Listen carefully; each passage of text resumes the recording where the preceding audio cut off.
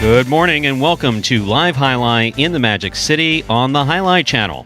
I'm Stu Nyman. I'm here with Andrew Bleckman, and we're pleased to welcome you to this Friday matinee performance. We have 9 games for you beginning at 12 p.m.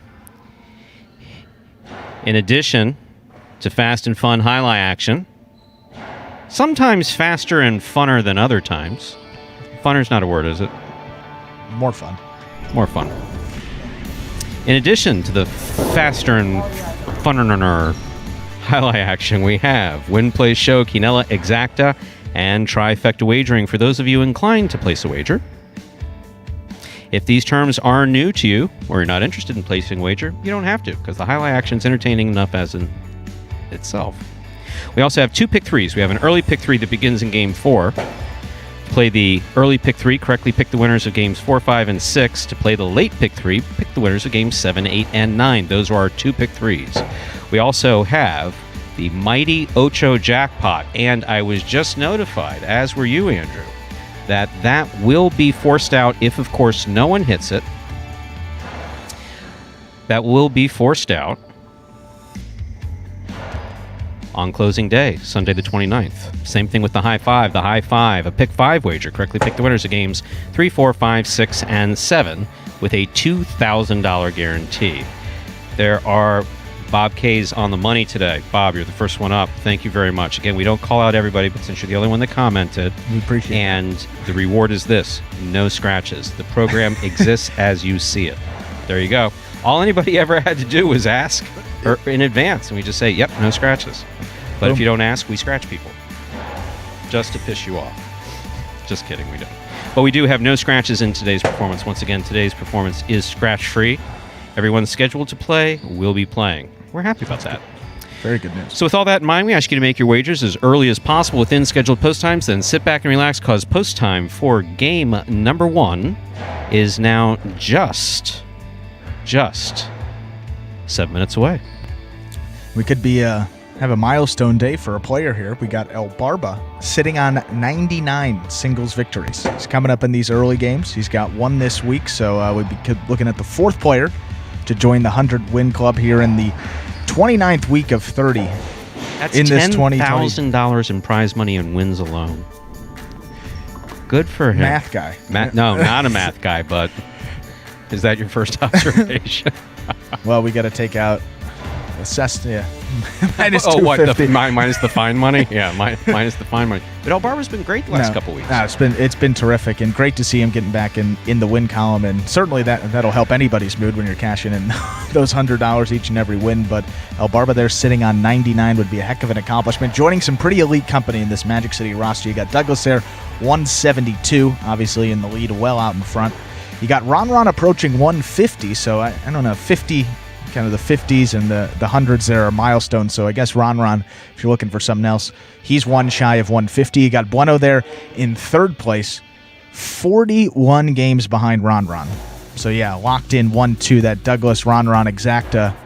You can pretty much take that one to the bank for this singles championship here. And then 3rd place, you got Bueno there, 108 wins. As we said, El Barba sitting at 99. He is 9 games behind. So obviously looking at 100 wins. But if he wants to, he's got really maybe the last opportunity here.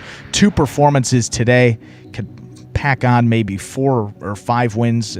That could be huge, and perhaps keeping his chances alive for that $5,000 bonus at the end of the season. But he's got to play up to that level. He'll be going in these earlier games, and a good advantage here. He's got post 1 in game 1, post 2 in game 2. So good start there for El Barba. You got Bueno right behind him. Looking at these entries, you got Bueno right behind him in both of those games, but nonetheless, he's got his opportunities. And then rounding out the top 5 there, you have Ben. He's all the way back at 90 wins. He was kind of in that race for the last couple of weeks, but the way that Bueno's been playing, which is no fault to Ben. Bueno's really taking control of this 3rd place race. He's won a lot of games. It hasn't really been a lackluster finish. He's come on strong here at the end. So 18 games separates Bueno and Ben, and Ben there rounds out the top 5. 90 wins for him this year, so very good 2020 campaign. We are now just 5 minutes away till we get into game number 1 here. They're scratch-free again, as Stu said. And as we do before the first game of all of our performances, we have this video that will explain the scoring format for the first 8 games of this 9-game performance, and that is Spectacular 7 scoring.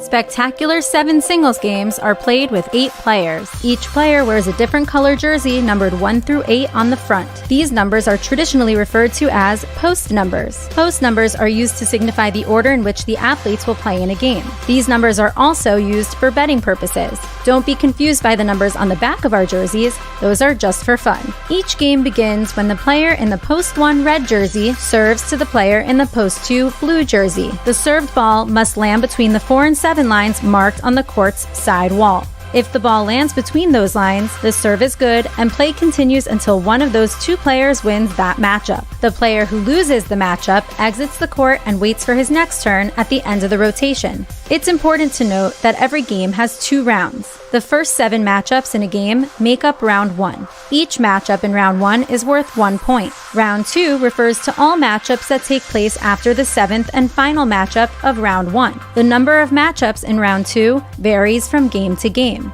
And in round 2, each matchup is worth 2 points. The first player to earn 7 points wins the game. We are now 3 minutes away from the start of game number 1 here. Friday matinee performance. We have 2 performances today, 18 total games. My God, that sounds like a lot, doesn't it? Sounds like a lot, but I'm going to tell you something. If they go today the way they went yesterday, and again, that's one thing that you get with traditional highlight that we don't know. We're not always able to provide it. We strive to, sure. And we're certainly doing better in year 3 than we did in year 1 or 2. Consistency in our players, predictability in our players. We see some of that obviously in the chat. We obviously notice these things. How is it that guy, Carballo, who we've seen now play phenomenal the last 2 days, how did he go a month without a win? Yeah. Can't explain it. It's just the way it is. Yeah. He went 3 months ago. He went 2 months ago. He went full month without a win. Yeah. Without one win. Then all of a sudden, what happened? Something. Don't know what it is. Saw the way he played yesterday. 6 total wins yesterday. He's got 3 singles appearances per performance, so 6 total singles appearances. Played in 4 doubles games, so 10 total games. He won 6 of those. I mean, those are numbers the likes of Douglas and Ron up there towards the top of those standings. So a guy like Carballo, when he's certainly here, present, focused, the skills are just overwhelming, and he can really play some great highlight, and yesterday was just a perfect example of that, so that was great to see, and we'll see if he can carry it on, because as you said, their doubles race, it's all tied up now with that great performance from Carballo there. 14 for Ossier and Douglas, 14 for Diaz and Carballo, looking like perhaps you can't rule out Juice and Ron yet. They're 5 games behind in 3rd place, but certainly a 2-horse race for first place in that $10,000 bonus, which would be a very nice way to close out this 2020 season for anybody who would take it. And 5,000 isn't a bad consolation either for second. Definitely not a consolation. That's 3rd place. I wasn't being critical of your choice of word. Just it was. It's true. I mean, can never call that 15, 10, 5.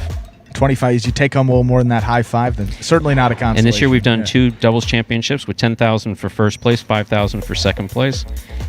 We probably would have done 3 if not for COVID and all the multiple scratches. So, yeah, no, between the prize money and these championships that we put together, it's good to see. It's definitely good to see. Lots of motivation if the motivation isn't just playing better highlight. Yep. There's definitely some financial incentive to do well. And because Bob is the only one in here today, Bob 100% agree. Obviously, Bueno struggled in the middle part of that season and certainly towards the end. But, I mean, you got to give him credit there with El Barba, right on his heels. The fact that he was able to right the ship, get back, play some good highlight. Won 8 games last week in the most important week of the season. So, you kind of got to scrap how he's been playing. All they were in is that race for 3rd place. So, Bueno got it done there, and he's got 9 games in hand. See if he can close it out here. We got game 1 coming up right now. El Barba post 1, Bueno post 2. Gets us started off on a good note, Stu. Time to begin our first game. It's a Spectacular 7 singles match. Play to 7 points. Points double after the first round of play. Serving in the red shirt of post 1 is number 77, El Barba. Our first matchup has El Barba serving to Bueno.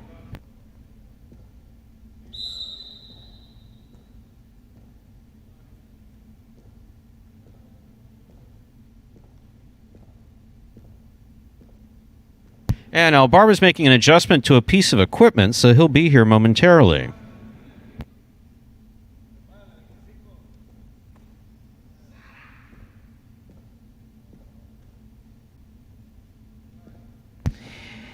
And speaking of mental aspects of the game, Brian, excellent observation. That is absolutely an excellent observation. The mental aspect of this game is huge. I haven't played other games, but I can say specifically in this one, absolutely huge. Yeah. Huge factor.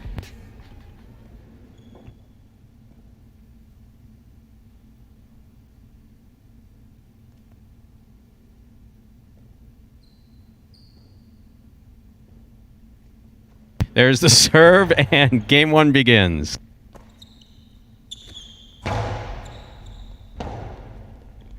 Rebote forehand by El Barba. Catch by Bueno at the 10 line. El Barba, 6 line. Passes from the forehand. Rebote left side is up and in the screen. Point 1. El Barba first up on the board in our first game.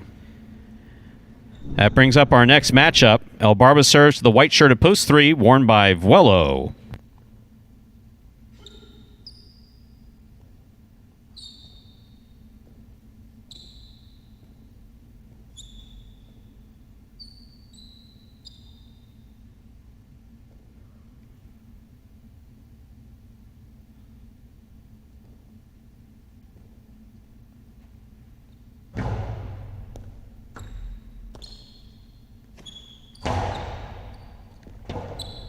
Rebote left side by El Barba.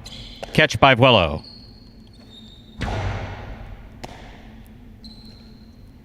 Backhand by El Barba. Here's Vuelo from the 8 line. Powerful backhand. Rebote coming out. Rebote forehand. Fell short. Point 3. Entering the court, ready to receive. The green shirt at post 4, Jedden.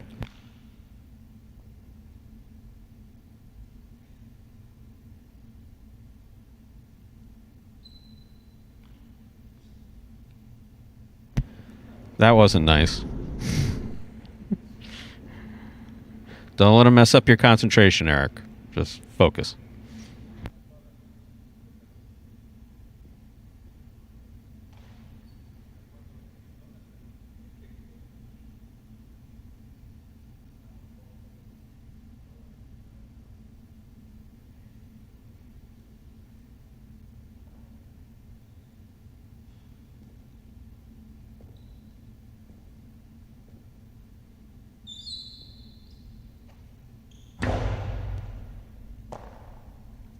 Jedden on the backhand. Beautifully thrown to the inside. Rebote forehand. Swing and a miss at the 7 line. Point 4.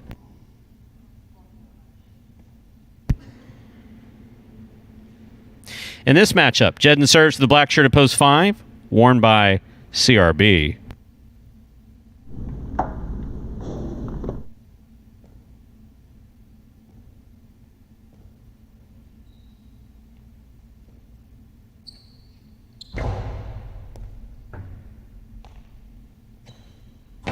Nice backhand by CRB, about 6 inches from the side wall. Scoop attempt missed. He got the rebote, hit the top of the front wall. Here's Jedden. Ball tipped on the forehand of CRB, point 4. 4 on the board with 2 points. Here's post 6, Juice.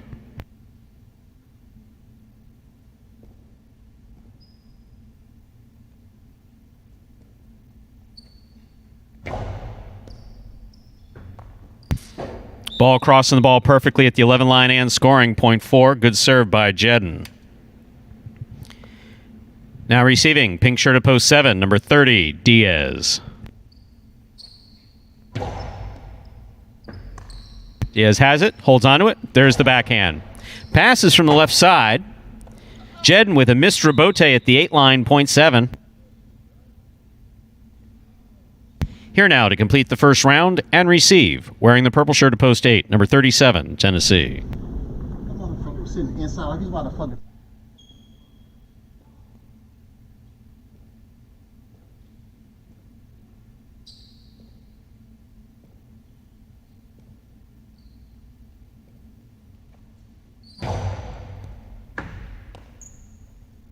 Backhand by Tennessee. Rebote forehand by Diaz, right up the middle. Here's Tennessee from the 10 line. Diaz, great catch on the left side. Tennessee with a long cortada. Drops down and scores. 0.8. The first round's complete. All matchups are worth 2 points now through the end of the game. First to return, the blue opposed 2. Bueno.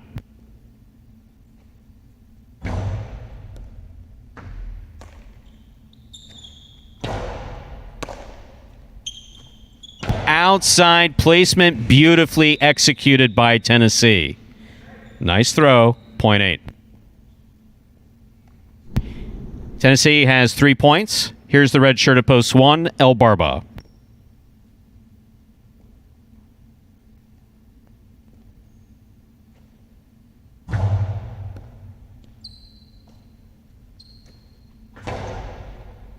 Tennessee on the forehand.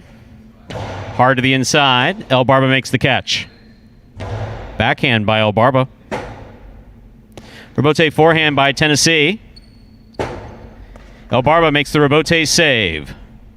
Tennessee in position, makes the catch. Hard throw, caught in the air by El Barba. El Barba passes from the left side. Rebote by Tennessee to the inside. Excellent pickup by El Barba at the 10 line. Tennessee off his footing and missed the catch, 0.1. El Barba on the board with 3 points, serving to the returning 3 post in the white shirt. We have Voello.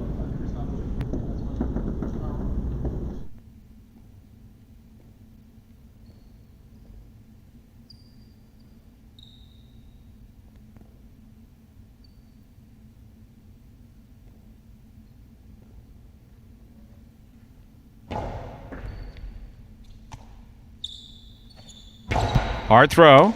Good. Ball just missed. 0.3. 3 on the board with 3 points. Voello now serves to CRB in the black opposed 5.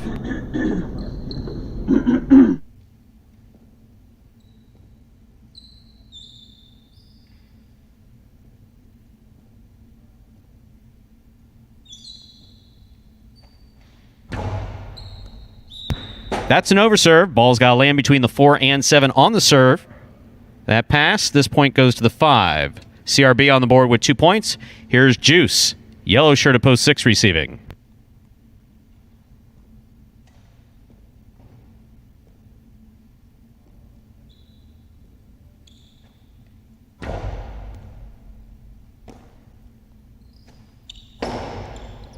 Catch by CRB.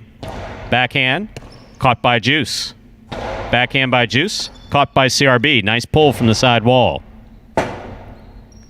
Rebote by Juice. Beautifully thrown up to the front wall. Big bounce.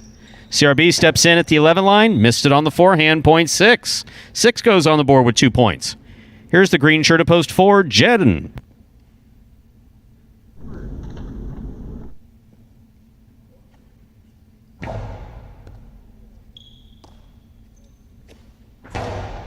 Big backhand by Jedden.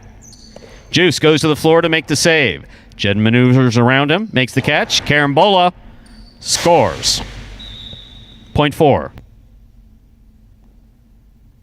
Possible game point for the green shirt at post 4, Jedden. Trying to stop him, Diaz, post 7.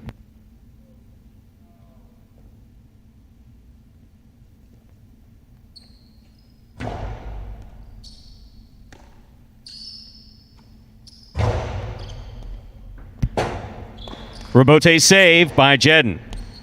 Diaz makes the catch. Could not hold on to it. Point and game, ladies and gentlemen, of the green shirt at post 4. Jedden. Why are you on the floor?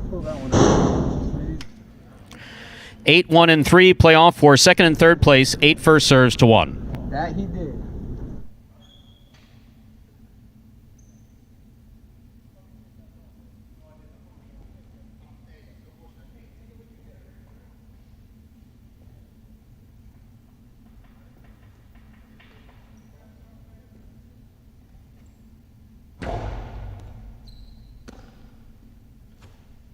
Powerful forehand throw by El Barba. Rebote by Tennessee. Got by Elbarba on the forehand. Point goes to the 8. Possible place point for post 8, Tennessee. Trying to stop him, Vuelo.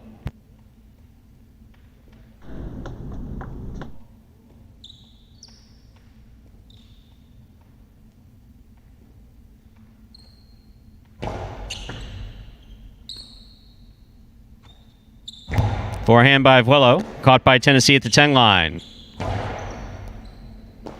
Vuelo from the 12 line. Big reach. Good catch. Tennessee switching from right to left, or left to right, rather. Didn't work. Point 3. 3 serves to 8. This is place and show point.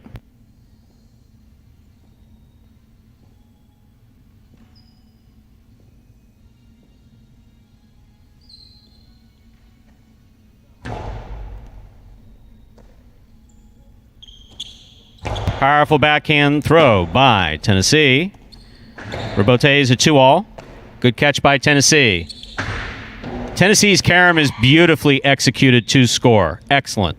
Point and a second place finish for post 8 Tennessee. Vuelo comes in third in post 3. Unofficial order finish 4-8-3.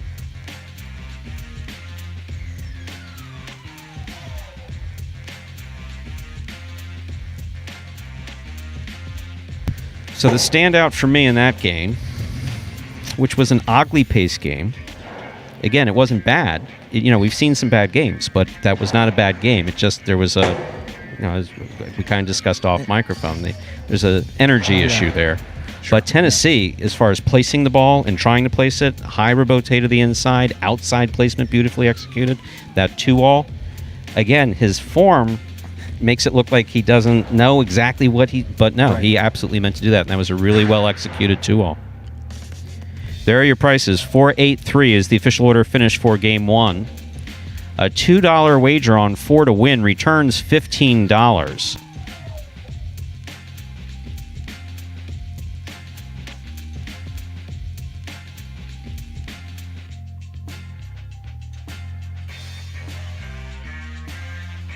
$2 Quinella 4-8, $33.20. The trifecta 4-8-3. That's first, second, and third place finishing $472.40. Up next, ladies and gentlemen, is game number 2. It's a spectacular 7 singles match. Play to 7 points. Points will double after the first round of play. There are no scratches in today's performance. There are no scratches in Game 2. Post time for our second game is now just 7 minutes away. Good luck.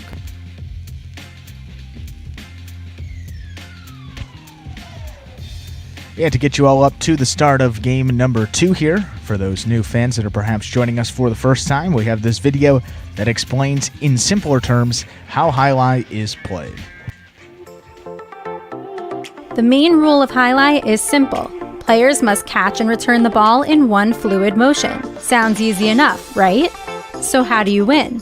You can win a matchup simply if your opponent overserves, underserves, or serves the ball out of bounds. On the flip side, your opponent wins the matchup if the serve is so good that you fail to catch and return the ball to the front wall. If your opponent fails to catch the ball before it bounces twice on the ground, or if your opponent's cesta makes contact with the ball but doesn't catch it, then, in both of those cases, you win the matchup. You can also win a matchup if the ball bounces around in your opponent's cesta during an attempted catch. This is called juggling, and it's illegal in Jai-Alai. Another way to win a matchup is if your opponent throws the ball and it lands out of bounds on its return from the wall.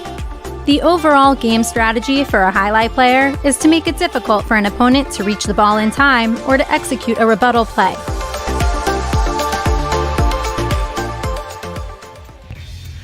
And we are back here now just 4 minutes from the start of game number 2. So for Jedden there, talking about the win column, 4th win this week already for him. Got off to a very good start.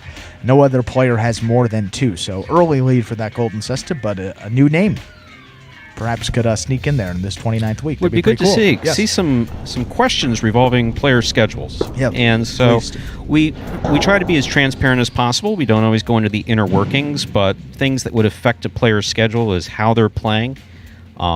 Sometimes players will request to play fewer games for whatever reason. They don't feel off enough to necessarily scratch. They don't have an injury on record with a doc, but they say, hey, I would feel better playing doubles, which you've seen us do, which is one of the only places, partially because we don't have that many guys, Right. But that if someone is able to play but just not able to play singles, we will scratch them from singles and let them play doubles. And so some of the names that are being brought up have to do with specific long-term injuries with Bragley. Bragley's former high hurdler, and he's got a bad knee. Right. He's got a bad knee. So limiting his games is beneficial for him in the long run, and play a couple a week, you get the best out of him, as opposed to kind of stretching it and maybe causing some more issues with that knee. Exactly. Right. And where anybody else is concerned, the schedule is what it is. Right. Obviously, and people asking, in particular with Bueno and how it impacts, fantasy, all that stuff. You saw the entries there. Bueno was scheduled to play in those 6-7 games. Obviously, he had a couple yesterday with Kubala, I think maybe one extra. But, those why he was increased to $8 for fantasy, and all that certainly taken into account with games played in fantasy and all that. But by in terms history, of scheduling, that's separate. Sorry, but in terms of scheduling, we base the prices and all that off those entries, and obviously no one complaining about that, but just kind of adding to it. That if anyone is a former professional player, they may be thinking, because in highlights, you see ghosts in highlight. Oh, that game is fixed, or you see all these ghosts that really don't exist. And sometimes people who are familiar with the backside of highlight will say, well, that player is getting shafted. Sure. They'll see him playing the first and second game and not the third, and then playing the fourth. And in highlight, that it's not good. It's not always good to take a game off. Some players, though, prefer it. Again, a lot of these things are associated with traditional highlight. We are, if nothing else, non-traditional. We're non-traditional here at Magic City. Getting a little bit more traditional in our own traditions. I like that. Yeah. That's that alliteration stuff we've been talking about. Oh, wait. Okay, so Rocky Horror Picture Show. Familiar or no? Yes. Okay. I know what that is. The cultural reference, if nothing else. Yeah, right. So he says, he greets his unconventional conventionalists. Okay. I believe that's the quote. Brian will correct me if I'm wrong, I'm sure, but he's on top of that stuff. I like that comment too. Yeah, went with Bueno on prize picks and nothing. Yep, pulled an Andrew. It's been a while since there's been any prognostication. Anytime you want, my friend. We only have how many days do we have only left? 7 more. You can even do 2 a day if you want. Wow. Really, Stu? I appreciate it. No. Well, an early game and a late game. How about a singles and a doubles? Good luck with those doubles. All right, I like that. But I'm going to go here. I'm going to bet the storyline. So I'm going to go El Barba 100th win post 2. Wow, I like that. You always try to look for something, just to get you to tie it in, other than just closing your eyes, taking your finger and dropping it down on the page. We'll see what happens there. But as we said at top of the program, he would El Barba there sitting at 99 wins. He would join Douglas, Ron Bueno, the only guys to eclipse that 100-win mark on the season. So some pretty elite company there. See if he can get it done. He's got a couple extra opportunities, but back in the prognostication booth for this one, Stu. Post 2, El Barba. Let's begin Game 2. It's a spectacular 7 singles match. Played to 7 points. Points will double after the first round of play.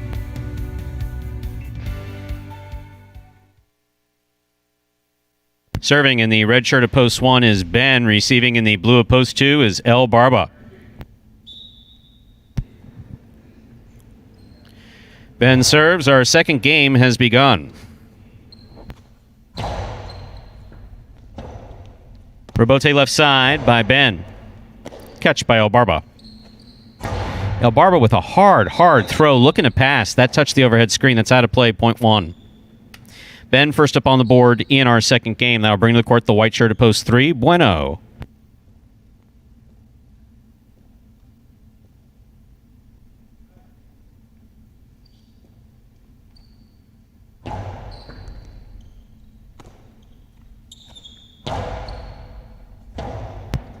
Rebote left side by Ben. Soft touch. Bueno makes the catch. Karam opens up and scores. That's well thrown by Bueno, point 3. Entering the court, ready to receive. The green shirt of post 4. This matchup has Bueno serving to Diaz.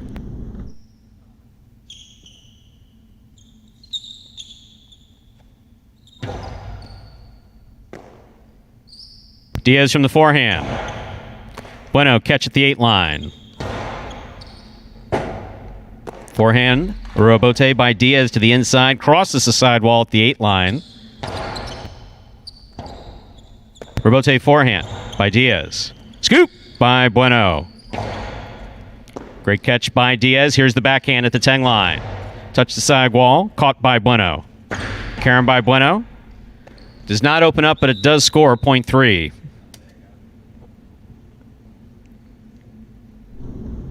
Bueno has 2 points. He serves to the black shirt of post 5. Now receiving, Cool Fitness.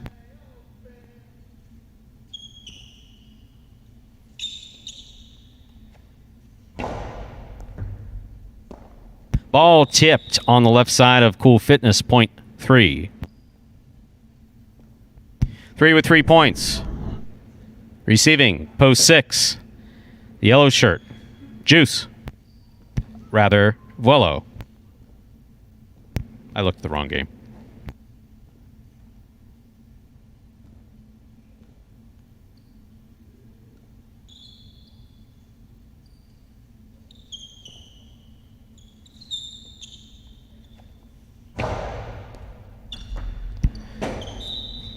Point 3. Receiving, post 7, CRB.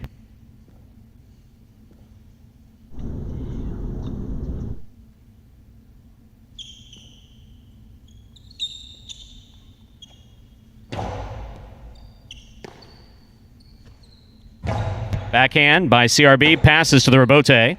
Rebote left side to the inside. Catch by CRB.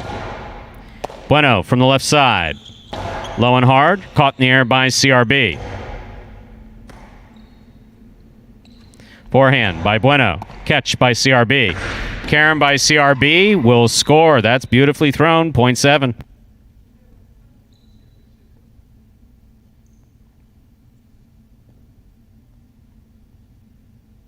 Purple shirt of post 8 here now to complete the first round and receive. Juice.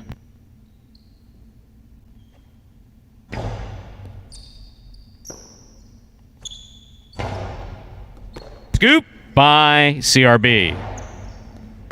Ball tipped by Juice, point 7. 7 has 2 points. That completes the first round of play. All matchups are worth 2 points now through the end of the game. First to return, the blue at post 2, El Barba.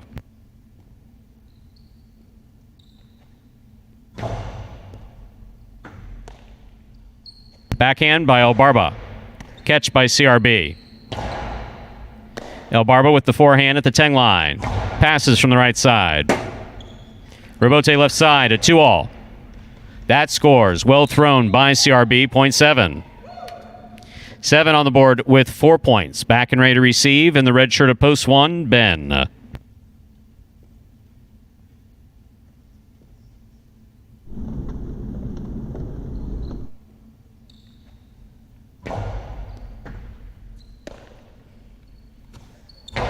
Big backhand by Ben. Rebote left side, soft touch. Did not overthrow it. Ben moves up, makes the catch at the 3 line. Blasts the forehand, 2 score, point 1. Ben's on the board with 3 points. In this matchup, Ben serves to post 4, Diaz.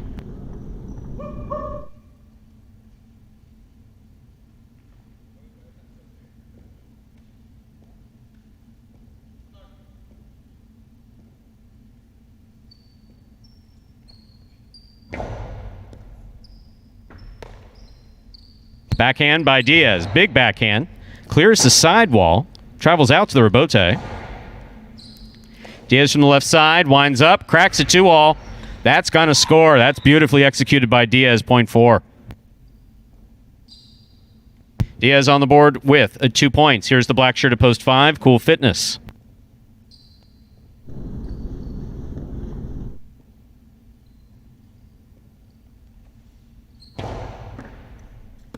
Ball tipped, point 4. 4 on the board with 4 points. Serving to post 6, returning Vuelo.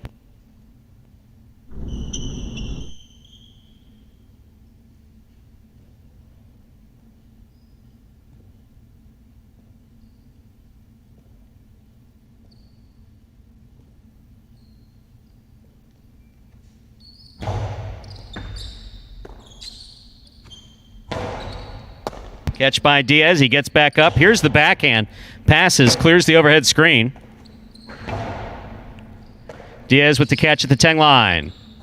Low to the inside. Volo makes the catch. Tough rebote saved by Diaz to the inside. Volo's there. Did not make the catch. Point 4.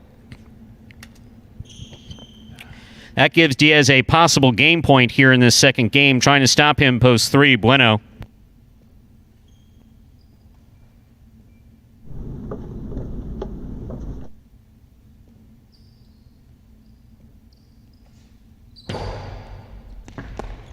Ball tip. That is point and game off a great serve there for Diaz.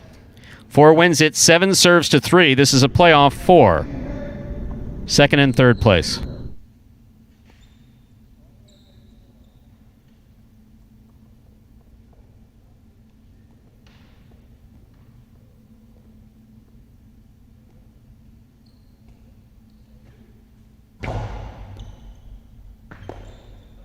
Backhand by Bueno.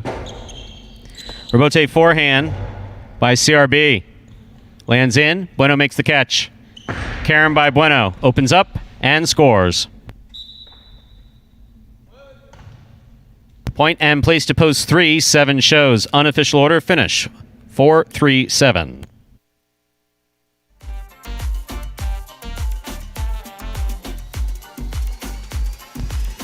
Results from Game 2 are official. Coming in first, post 4, Diaz. Taking second, post 3, Bueno. Coming in third, post 7, CRB. 4-3-7 is the official order of finish for our second game. And as we're waiting these prices to come up, for Richard's question regarding Bragley, there's no, the proper terminology is there's no acute injury.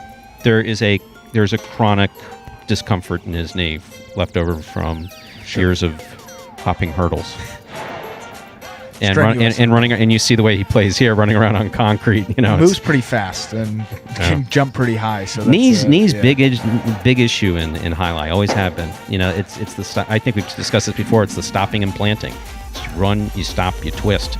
And you're doing it all on concrete. Knees take a beating. Right. $2 quinella 3-4. That's first and second in any order. $35.40. 50-cent trifecta 4-3-7. 307.10. $2 wager on Diaz to win.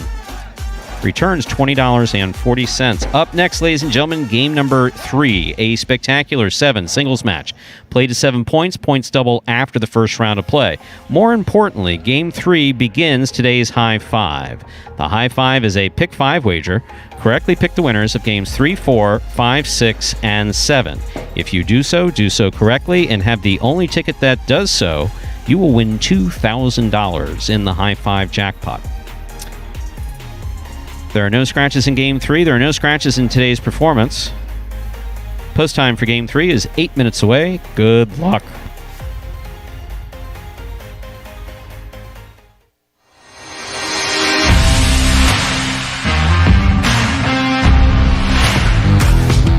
Congratulations to this week's Fantasy Jai-Alai winners, Choker Clown, P.A. Rebote, and Daisy is a Dog. These teams narrowly snagged the W at a total of 151 points with the roster of singles players El Barba, Bueno, Jedin, and doubles pairing Carballo and Diaz. The entries that ultimately finished in a tie at the top took a more balanced approach to their Week 28 draft, selecting a combination of middle high-valued players instead of splurging the big bucks to get Douglas at $10 or Ron at $9. This strategy proved to be effective in Week 28 as Bueno, Jedin, and El Barba finished first, third, and sixth respectively amongst the roster in fantasy points. Bueno led the way as a $5 pick, far exceeding his priced value in a tremendous rebound performance where he finished with 8 singles victories, 1 place, 1 show, and 1 quad. The Week 28 Golden Cesta winner led the roster in total scoring with his 47 fantasy point effort, even surpassing the likes of Douglas and Ron, who were nearly 2 times the price. Jedin, also a $5 play, did not skip a beat, filling up the stat sheet with 3 wins, 5 places, and 6 shows for a total of 42 fantasy points. The Super Bowl champ and Kane alum led the roster in total in the money finishes with 14 for the week, which helped him outscore 6 equally or higher priced Pelotaris. And finally, El Barba rounded out the singles portion of the winning lineups at $8. The Beard didn't deliver at the level we've recently become accustomed to, but he still managed to accumulate a solid 30 fantasy points with his 2 wins, 4 places, and 4 shows. After spending $18 of their budget on singles players, the 3 winning teams were left with just a few options in the doubles department. In the end, they all chose wisely with the $3 pairing of Carballo and Diaz, who torched the competition all week long and made a major statement in their quest for the doubles title. This diamond duo racked up an impressive 5 wins to go along with 1 place and 2 shows to finish with a whopping 32 fantasy points. Carballo and Diaz led the roster in wins, in the money finishes, and total scoring, plus their 32 fantasy point week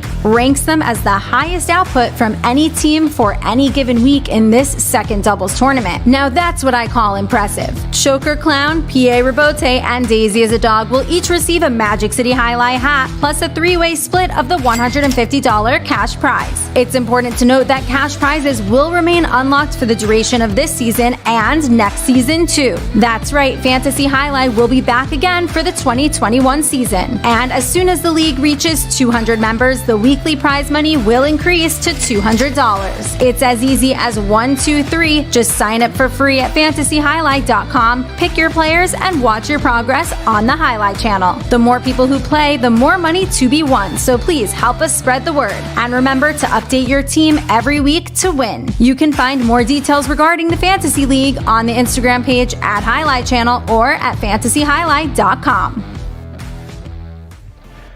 And congratulations again to those Fantasy Jai-Alai winners from last week. There were 3 of them. Daisy as a Dog, P.A. Rabote, and Choker Clown. All 3 of those will be getting a Magic City Jai-Alai t-shirt in addition to a $50 check. Some updates on those prizes for you. Everything through week 26. So if you were a winner through week 26, I have confirmation that it was sent out. I know some of those winners from week 25 already got their prizes. So if you won in week 26, you're wondering where it are. If you haven't gotten it already, that should be coming shortly. Weeks 27, that was 2 weeks ago, and last week's winners, week 28. You should be looking out for those prizes here coming up probably sometimes next week. But everything through week 26 has been shipped out, and we've got only 2 more weeks to go. We have 1 player who has 3 weekly wins. I believe that's Kevin Carroll, the guy who was just in the chat there asking some questions. Kevin, Brown 73155, or some combination of those numbers there. Maybe the high five for today. Kevin's about to go off. How dare you tell people my secret name? But that'd be interesting. Maybe that combo will hit one day in that high five. But nonetheless, I think he's in the lead. 3 weekly wins. And there's a lot of people down there with 2. So if one of those could pick up one here, then we'll have a tie going into that final week. But Kevin, leader as of now with just 2 weeks to go. If he can get one more, that'll lock it up. But see some names up there towards the top that could threaten that prize. That's still yet to be revealed, that overall prize. But we will get that to you probably sometime next week. Takes us now to just under 3 minutes, still game 3. We'll be beginning that high five in this third game. $2,000 guarantee. Yes. Wouldn't that be nice? It's hit yesterday. Well, wouldn't it be nice? Yeah. I was just thinking about the Caymans again. I don't know if you've heard, I really like it there. Do you have any, well, I guess travel isn't really in the works for anybody at this juncture. Yeah, American passport's almost worthless right now. But it's like, no, we'll wait till the vaccine comes out, thank you. Yeah, I was going to say, no plans to go back to the Caymans. That's really the only way to... No, December, I think, is going to be travel less. Yeah. No. Yes. Our month off, I do not see myself doing any traveling. Well, just peeking through this glass here, just outside of the view. And I think we have a donut delivery by none other than Scott Savin himself.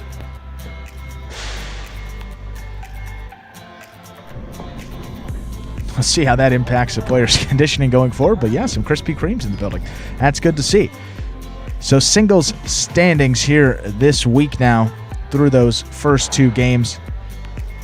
You got Diaz there as a $3 play in fantasy. Picked up a win. He already had 2 places and a show. Saw a lot of those lineups because I'm now double checking all of them to make sure the ones that are not over budget. And if you are over budget, we will be adjusting those lineups.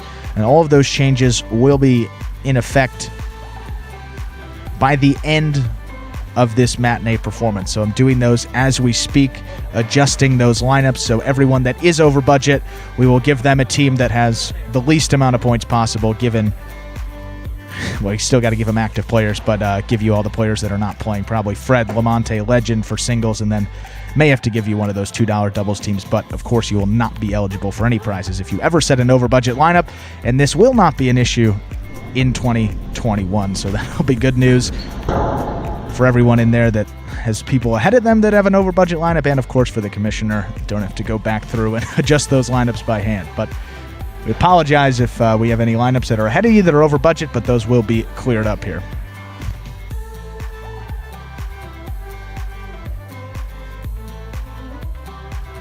And we have less than a minute to go till we begin Game 3. Game 3 and the high 5, both now less than 1 minute away.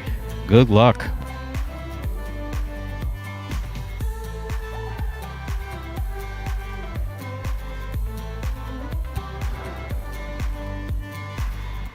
And just quickly here, fantasy highlight stats. Most utilized player this week for those curious, Bueno, Ben second, and Douglas third. And then on the flip side of that, you got Vuelo, Cool Fitness, and Juice, a couple of those lower value players, along with Jedden and Bradley in the doubles department, were the most underutilized teams here in week 29. But we got game 3 and the start of that high 5 coming up. Good luck. It's time to begin game number 3. It's a spectacular 7 singles match. It's played to 7 points. Points double after the first round of play. Game 3 also begins today's high 5. Serving in the red shirt of post 1 is Acier. Receiving in the blue of post 2, Juice.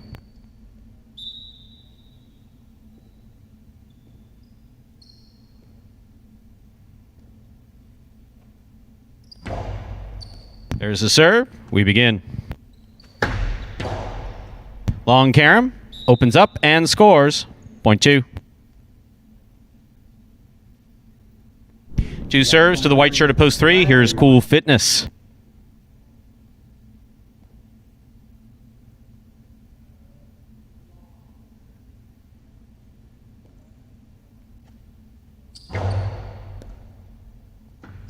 Good catch by Cool Fitness. Strong backhand. Scoop attempt missed. Rebote not there. Point 3. Cool Fitness on the board with a point. On the court, ready to receive. Green shirt of post 4, number 30, Diaz.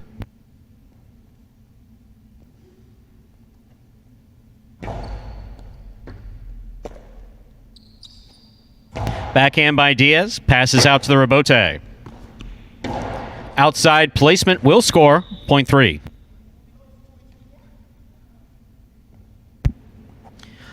That'll bring to the court the black shirt of post 5, Dueling Cousins. Cool Fitness serves to Jedden.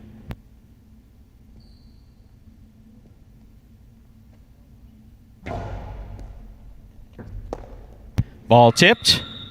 Point 3. Cool Fitness has made 3 points. In this matchup, he serves to the yellow shirt of post 6, worn by Tennessee.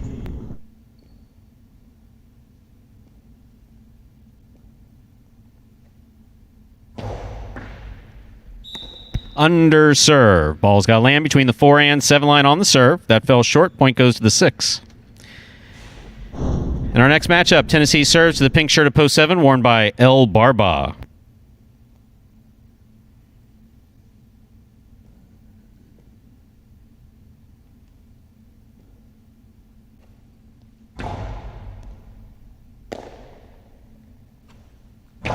Hard throw by El Barba. Good catch by Tennessee. El Barba from the 9 line. Powerful forehand. Rebote left side. El Barba mid-court. Hard throw to the inside. Good catch by Tennessee. Robote left side.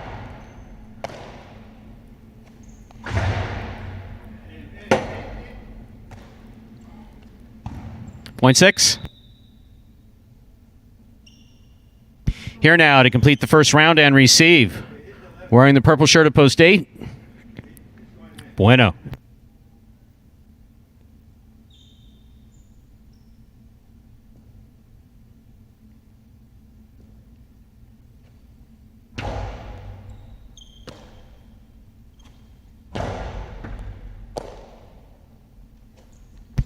Nice throw by Tennessee. It scores, point 6. Receiving, post 1, Assier. That completes the first round of play. All matchups are worth 2 points now through the end of the game.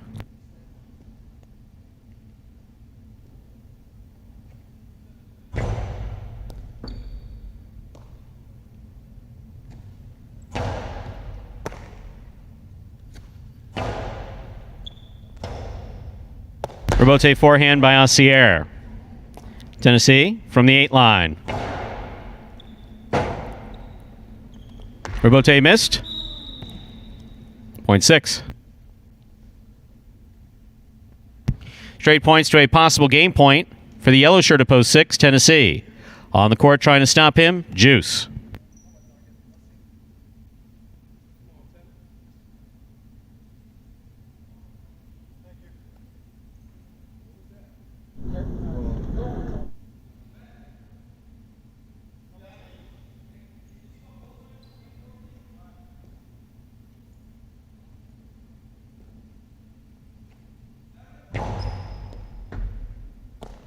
Juice from the forehand. Long 2-all. Scores for Juice. Off the side of Tennessee Sesta, point 2. Play continues. Juice is on the board with 3 points. That'll bring back post 4 in the green shirt. We have Diaz.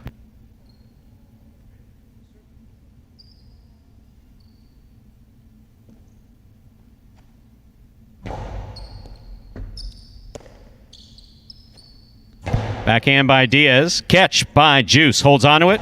Strong backhand. Caught by Diaz. Midcourt. Beautiful catch. Nice throw. Diaz was getting out of the way. Juice tipped it. Point 4. Diaz on the board with 2 points.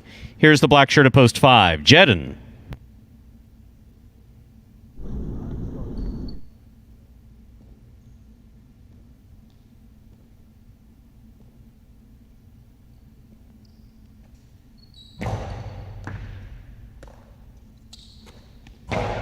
Big backhand by Jedden. Robote forehand. Got away from Diaz. Hit the overhead screen. Point 5. Jedden on the board with 2 points. Back and ready to receive. Cool Fitness, the white shirt at post 3.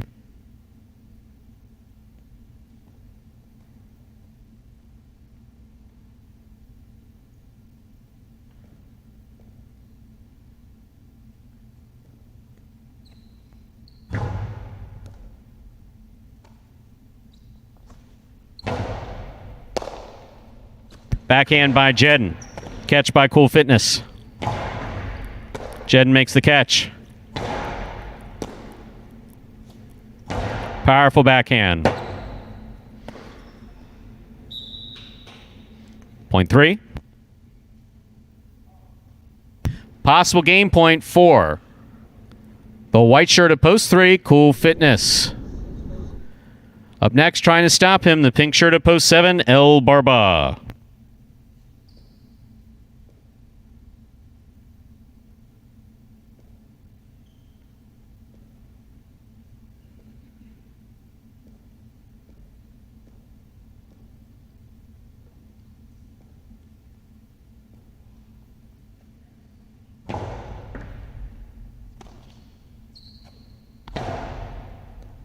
Cool Fitness has it, holds onto it, puts it back to the inside. Here's El Barba.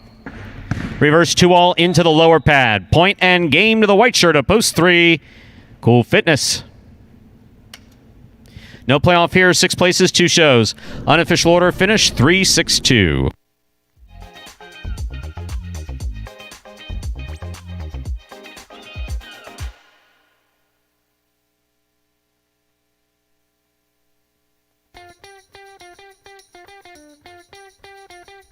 Results from Game 3 are official. Coming in first, Post 3, Cool Fitness. Taking second, Post 6, Tennessee. Coming in third, Post 2, Juice. 362 is the official order of finish for Game number 3. And we'll have your prices up in just a moment. I believe you prognosticated that game, did you not? That was a while back. Game 2. Oh, Not Game 2 you close. did. Game 2 you did. We'll have to redeem ourselves with the doubles. I said El Barba didn't come on the board there. So, in looking at the prices from Game 3... I'm sorry to cut you off. I was going to say, no, Brian was correct. Yeah, no points. Didn't even get on the board, so I think it's still there. Brian threw a shot?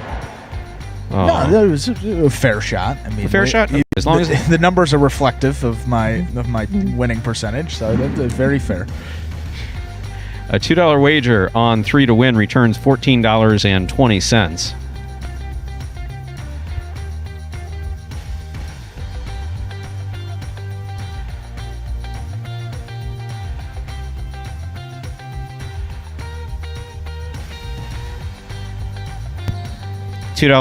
$1 quinella, 3-6. $50.20. That's first and second in any order. Consolations in the exacta, 3 all $9, all 6 $6. Up next, ladies and gentlemen, Game 4. Let's change these players up just a little bit. Some of the feature game players will make an appearance, including Kubala, coming down to the fourth game for the first time this season, I believe it is, unless he was substituting. Yeah, first time I think he's printed program in this fourth game, so good advantage for a guy that's certainly been struggling to find his footing in those later games. He's got a little easier matchup here. Missed yesterday's performance. We'll see how that'll impact him, but excited to see what he can do in this really true middle game here. It's true. So, Game 4, a spectacular 7 singles match, played to 7 points, points double after the first round of play. Game 4 also begins the early pick 3, the first of our 2 pick 3s today. Correctly pick the winners, games 4, 5, and 6. To bet the pick 3. Post time for Game 4, 5 minutes away. Good luck.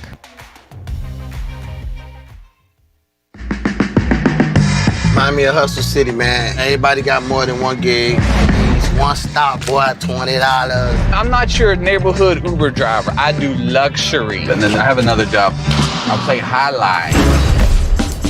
I have this crazy idea. Do you think we could send something out to all the ex-athletes for the last 20 years and say, we're looking to hire and train highlight players? When I first got the email, I thought it was pranking me. I need some clarity on this. I went on YouTube and I Googled highlight. I was like, Jai-Alai. They paying us, man, and we can win big money. Let me see what this is all about. That's what you gotta do. Get some money. The players taking the court are all athletes you may recognize. Baseball, football, track and field. Having the work, played Division I sport, and then I had a child on the way, so I dropped out. The crack era was tough. Sports in general was a way out of our environment. It's really game time now, man. Blood, sweat, and tears. We got the streets on fire. This is gonna be the first time that my kids will be able to sit in the audience and root for their father. Who wants it more? This is a sacrifice I think is going to pay off in the end. This is a dream for me. I gotta win. Can't get drama better than this. Highlight became the new hustle. Let's get ready to play. And folks, there was a trailer for the award-winning documentary Magic City Hustle about the start of the highlight program here at Magic City just a few years ago. And if you'd like to watch that for yourself, you can head over to MagicCityCasino.com. Under the highlight tab at the top of the page, first button there says Magic City Hustle. You click on that, it will take you directly to the website. Or another way you can do it, you can just type in MagicCityHustle.com directly into your browser. But either way it's done, it'll take you to that same main page where you can then make a purchase of that film for $5, and from there you can enjoy it as many times as you like. You can watch it like me. I've watched it about, let's say, 4 times now. Takes us now to 3 minutes till we get into game number 4. Begins the early pick 3 here for today. Stu said a couple of new faces coming out in this fourth game as well. You got Bradley, Anderluck, Kubala, actually, all 3 there, 6, 7, 8. First appearances of the day for all 3 of those guys, and numbers-wise, for Kubala, we said there, didn't play yesterday. See how he comes back, although slightly easier level of competition compared to those later games, but stuck in the 6th post here. Usually may take a game or so to get his rhythm back.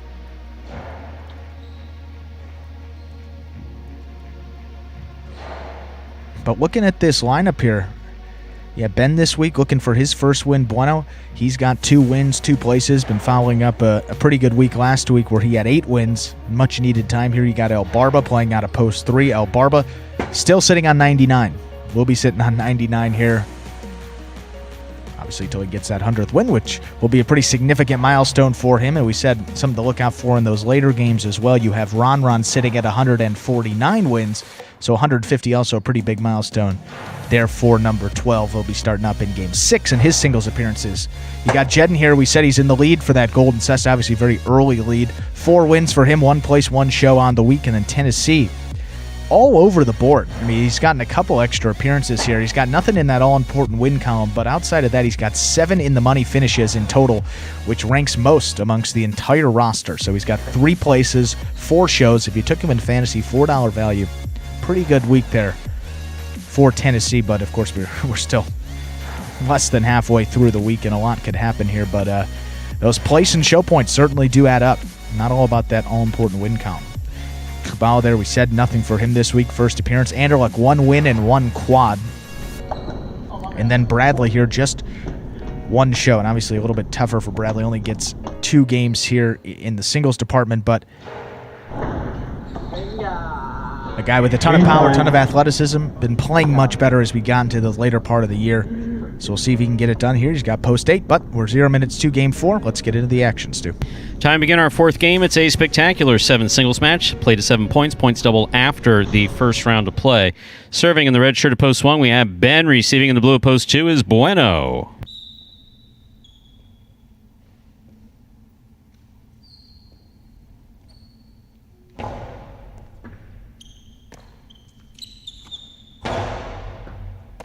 Good catch by Ben. Bueno for the rebote. Ben runs up and takes it in the air, just like we asked him to do. The 2 all stopped by Bueno. Bueno winding up, dropped it on the backswing. Point 1. Move up, take it Ide. Excellent. That'll bring to the court the white shirt of post 3. Here's El Barba.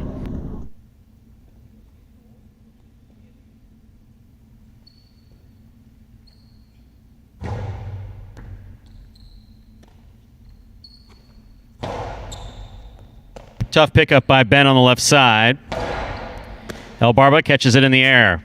Hard throw. Tipped. Point 3. In our next matchup, El Barba will serve to the green shirt of post 4, worn by Jedden.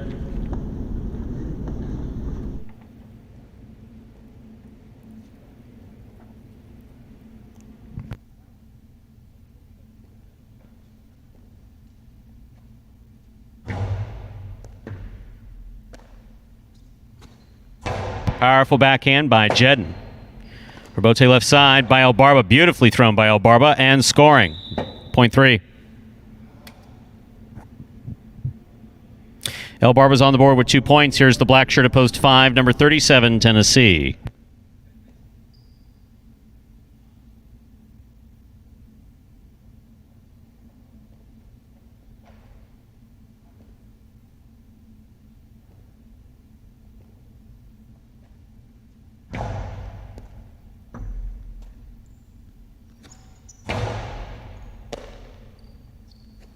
Backhand by El Barba. Scoop attempt missed. Point 3. El Barba on the board with 3 points. Here is the yellow shirt of post 6, number 25, Kubala.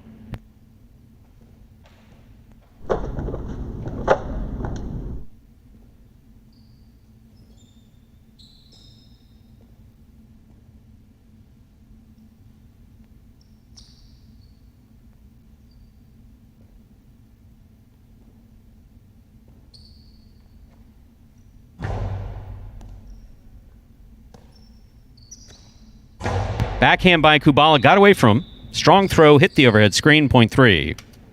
El Barba has 4 points. On the court, ready to receive in the pink shirt of post 7, number 1, Anderlecht.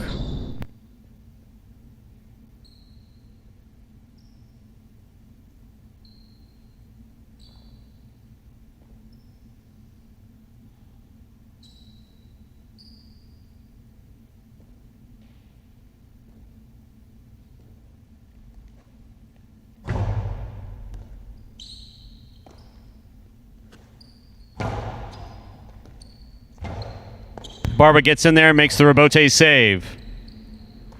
Anderluck from the left side. El Barba moves up, takes it in the air. Rebote forehand save by Anderluck. Lands in play. El Barba from the 8 line. Low and hard. Taken on the forehand of Anderluck.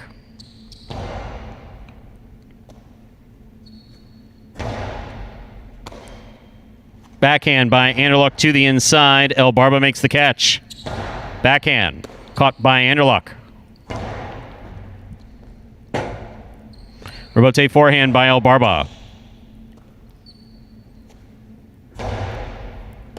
Catch by El Barba. Backhand. Caught by Anderluck.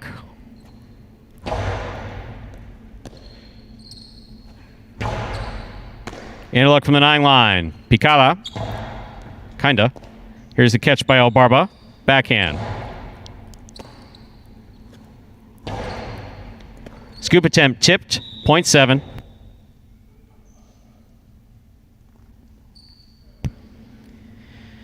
Here now to complete the first round and receive, wearing the purple shirt of post 8, is Bragley.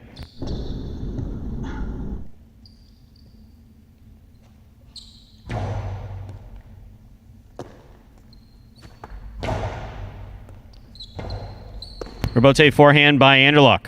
Bragley moves up, makes the catch on the forehand.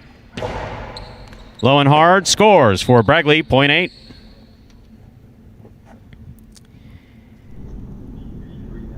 That completes the first round of play. All matchups are worth 2 points now through the end of the game.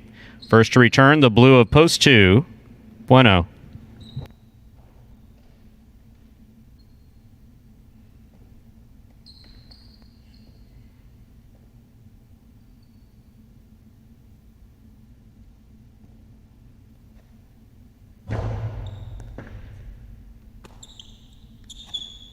Powerful backhand.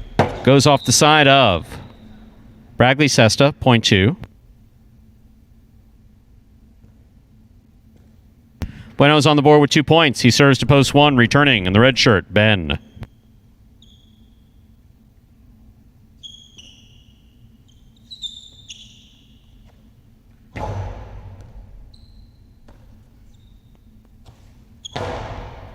Catch by Bueno. Ben from the forehand at the 10 line. Bueno moves up, makes the catch, winds up. There's a 2-all. Ben stopped it, but could not hold on to it. 0.2. Bueno on the board with 4 points, serving to the 4 post. In the green shirt, we have Jedden receiving.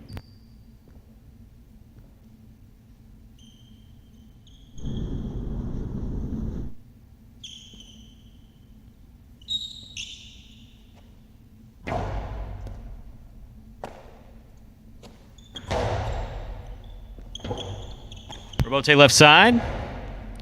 Catch by Jedden. Good effort by Bueno to try to scoop that up. Point goes to the 4. Now receiving, black shirt at post 5, number 37, Tennessee.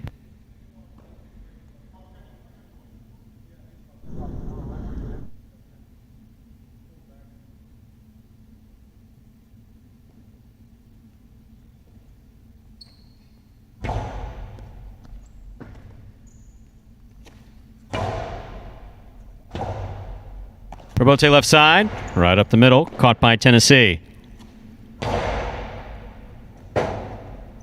Rebote forehand.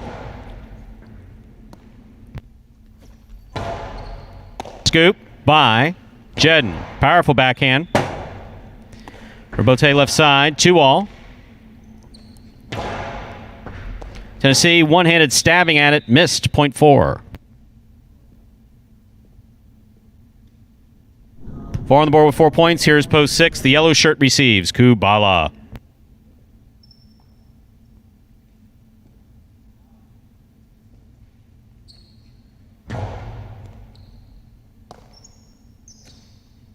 Backhand by Kubala. Rebote left side, just above the pad. Kubala has it, holds onto it, returns it from the left side. That got to the overhead screen. 0.4. Possible game point for the green shirt at post 4, Jedden. Trying to stop him, post 3, El Barba.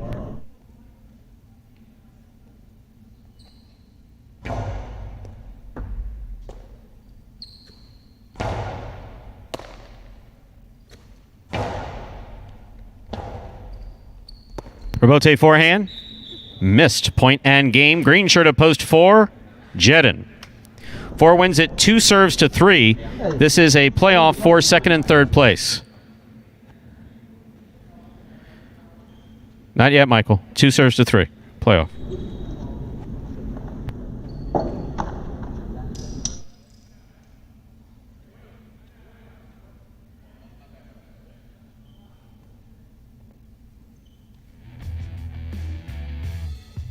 Once again, this is playoff for second and third place.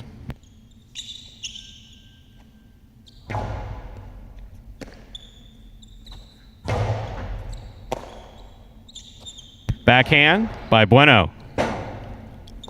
Robote's save is up. Lands in. Here's Bueno with a drop ball. That's a second place finish for El Barba in the white shirt of post 3. 2 shows. Unofficial order finish 4-3-2.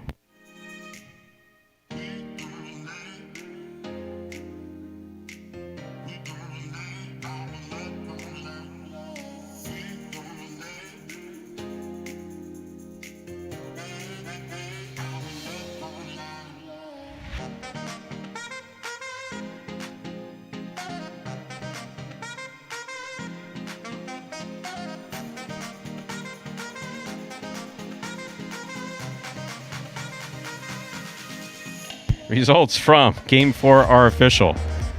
Coming in first, post 4, Jedin. Taking second, post 3, El Barba. Coming in third, post 2, Bueno. 4-3-2 is the official order finish for game number 4.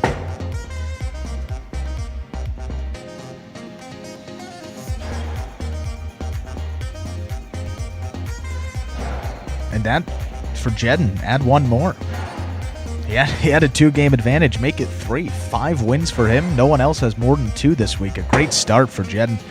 Best he's had coming in this 29th week. Great to see. Careful, you'll upset Douglas. You know what happens when you do that. Well, Douglas here, I don't know if he needs any extra motivation here this week. 2 wins, 2 places, 1 show, 5 of 6 in the money there for Douglas. Pretty good stat line, but doubles perhaps may need a little extra motivation. That team now, they saw their lead dwindle. Now tied up for first place. We got those prices here for game 4, though, first. $2 wager on 4 to win returns $22. The trifecta 4-3-2. That's first, second, and third place finishing $265.80.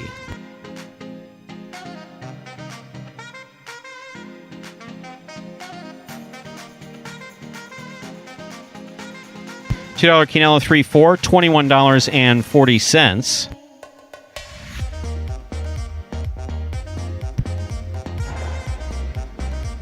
Up next, ladies and gentlemen, game number 5. It's a spectacular 7 doubles match, part of the Doubles Championship Series here at Magic City. Game 5 will be played at 7 points. Points double after the first round of play. Post time for Game 5, or as we like to call it, Dodging Death 1, is just 7 minutes away. Good luck. Daily Fantasy Highlight on prizepicks.com. Sign up with the referral code HIGH, that's J-A-I, to get a special first-time deposit match. Just pick over or under. It's as simple as that. There's no salary cap or draft, only the lines. It's Daily Fantasy Sports, simplified at prizepicks.com. Yeah, folks, continue there signing up for Prize Picks, one of the leaders in daily fantasy sports. They make it pretty simple for you, like we try to do here at the Jai-Alai Channel. There's no budget, no nothing like that. Prize Picks themselves, they have a board. They set the fantasy projection for every individual in respective sports. Doesn't matter, Jai-Alai, NBA, NFL, college football, whatever it may be. They set the line. All you have to do is pick over or under. As we said, pretty simple there, not like some of those other daily fantasy sites where you have to stay within a budget. You got all those numbers there. Very, very simple over there at Prize Picks. And a little more information about that. Well, Prize Picks, as we said, one of the leaders in daily fantasy sports. A little different than those weekly drafts we have by the Jai-Alai Channel where we have a budget. Prize Picks allows you to bet on individual players. As we said, they set the line. And then you mix and match amongst a variety of sports. You got to do a minimum of 2, maximum of 4 individuals paired up together. So 2 picks or 4 picks. The odds vary given what you select. Obviously, the 4 picks will give you a higher return. If you do a 2-player pick, it'll be little lower return, but for a limited time, they're offering special incentives for signing up. Go to prizepicks.com and type hi Jai into that referral code field when you sign up, as the video said, and if you make a $100 deposit, well, Prize Picks will match that. They'll put another $100 into your account. And then, here's where it gets even more interesting. You send us a picture of your computer or phone screen as proof that you use that referral code hi at sign up, and you will qualify for a double cash prize if you win a week of the Jai-Alai Channel's Fantasy Jai-Alai, either in 2020 here or in 2021 with that expanded Jai-Alai schedule next season. We'll be getting back going up there in February. So it's as simple as that. All you have to do is sign up at prizepicks.com, or you can download their app through the App Store. Use that referral code HI when you sign up, though. Most importantly, you have to make sure to take a picture of the sign-up page where we can actually see the referral code field with the word HI typed in it. So that's a screen before you click to submit your sign-up. Go ahead and send that photo to info@thejai-alai-channel.com, and that's all you have to do, and you'll qualify to get double the cash prize when you win a week of our Fantasy Jai-Alai. Plus, of course, you get that $100 bonus deposit match. It's free entries to get you started on Prize Picks, and they have a bunch of promotions that go on throughout the week, and a lot of them have been going on recently, almost every day. So it's a win-win. Sign up at Prize Picks. That's prize, PICKS.com. Or, of course, you can download their app in the App Store. Play right on your phone. Takes us now to 4 minutes until game number 5. We're getting into the doubles action for today. And if you missed yesterday, boy, you really missed a lot in those standings. Yeah, Osir and Douglas had a 3-game advantage over Diaz and Carballo, but that is evaporated, gone. 14-14 now. We have a deadlock atop those standings for those two teams. Osir and Douglas, Diaz and Carballo, looking like a really good race coming down the stretch here between those two teams. Can't count out Juice and Ron. They're the next closest team at 9 wins, so they're 5 behind. Need to put their foot on the gas pedal in a hurry here. And then outside of that, all those other teams there. You got Cool Fitness, Ikeda at 5, El Barba, Kubala at 5, Jedden and Bradley down at 5 wins. So 9 games separating the teams in 4th place to those teams that are in the money. Probably going to be pretty tough to make up those 9 games here. With only about a week and a half to go. So those are the 3 teams you're really looking out for. Osir and Douglas going in post 6. Diaz and Carballo right ahead of them in that 5th post. And then Juice and Ron are idle. How about that? They'll be out in this 5th game, but they'll be coming back into the action in game number 7. Every doubles team has at least one bye game, if you will. That's right. We have so many doubles teams that we have to give someone time off. And once again, I'd like to thank Brian D. for the most generous gifts that he sent. We recently introduced our mascot squirrel. And did we give it a name? Is it Nuts the squirrel? Or I mean, that's, you can name it. You like Nuts? Nuts. It's appropriate. I think it fits. So we'd like to thank you for the wonderful metallic sign as a warning that this property is protected by highly trained squirrels, not responsible for injury or possible death. This sign really is perfect, because that's exactly what. Seriously, it's almost like the squirrel's like doubles. If you don't know what we mean by the squirrel, you'll know in a few minutes. You'll learn quickly. Yeah, I was gonna say that we should hang that sign up right by the cage. Give them like a final warning. It's like I don't know, that golf course, Bethpage Black. They have a sign that said for experienced golfers only, like play or something along those lines, like play at your own risk. It's like, yeah, if you go out for doubles, make sure. It's like a black ski course? Bethpage Black is the name. Bethpage is the name of the course. The black course. Sorry about that. The black course is the one where it said for highly skilled golfers only. So that'd be a good reminder. I guess I do know something about another sport, skiing. The black diamond courses are the most difficult. Never ventured down. Maybe Roland. I mean, he's obviously the pelota throwing snowboarder, but not either of us. I tend to stay on land and as low to the ground as possible. I enjoyed snow skiing. I used to go with my grandparents and my father, Lake Tahoe. What was the mountain out there? The only times I've ever been is in Lake Tahoe. So we went to Squaw Valley. We went to... Doesn't ring a bell. The Olympics were held there in, I think, 60s, late 60s. Squaw Valley, Heavenly Valley, of course. Kirkwood. Name the ring. Absolutely. We got some fans out there as well. It's good to see. Well, we got Dodging Death coming up. As we said there, Ossier and Douglas tied with Diaz and Carballo. Both of those teams in action. See if one can get on the board and get that one-game advantage. Stu? And with that, ladies and gentlemen, it is time to begin Game 5, as we call it, Dodging Death 1. Ah, there's the squirrel. Shocked. Played at 7 points. Points double after the first round of play. Part of the double championship series here at Magic City. Anderluck serves. Ikeda receives. Catch by Vuelo at the 11 line. Here's Ikeda at the 9 line. Vuelo from the left side. Powerful backhand. Caught by Ikeda.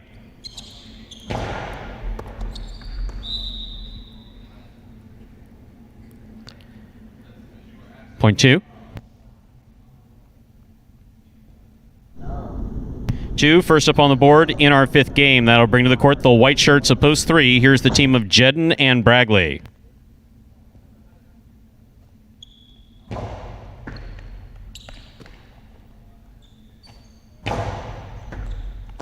Excellent catch by Ikeda. Jedden moves up. Big bounce brought down by Bragley deep in the backcourt. Catch made on the forehand of Ikeda. Bragley from the 12 line. Ikeda takes it in the air down low. Cortada scores. Well thrown. Point 2.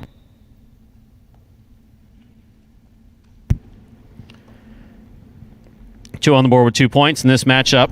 Cool Fitness serves to the green shirts of post 4, El Barba and Kubala.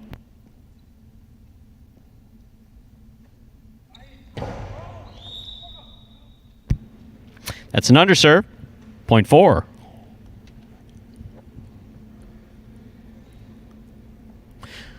That'll bring to the court the black shirts of post 5. In this matchup, El Barba serves to Diaz and Carballo.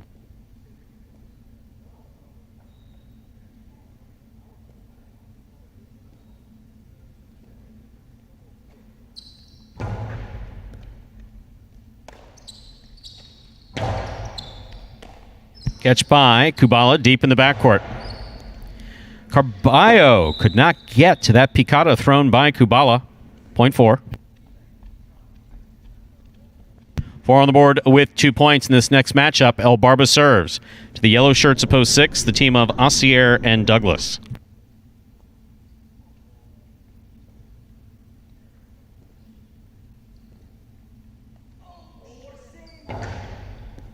El Barba almost lost the serve, but held on to it. Douglas with a strong forehand. Robote saved by Kubala. Douglas midcourt. Back to the inside. Robote left side by Kubala. Douglas makes the catch. That caught the top of the pad. Point 4. 4 on the board with 3 straight points. On the court, ready to receive the pink shirts of post 7. We have Bueno and Tennessee.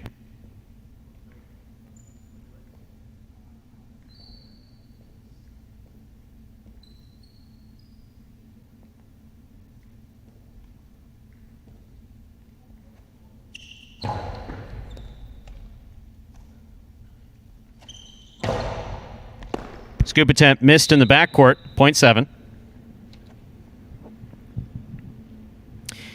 Here now to... Why are you doing that, Ben? All right. Complete the first round and receive wearing the purple shirts of post 8. We have CRB and Ben.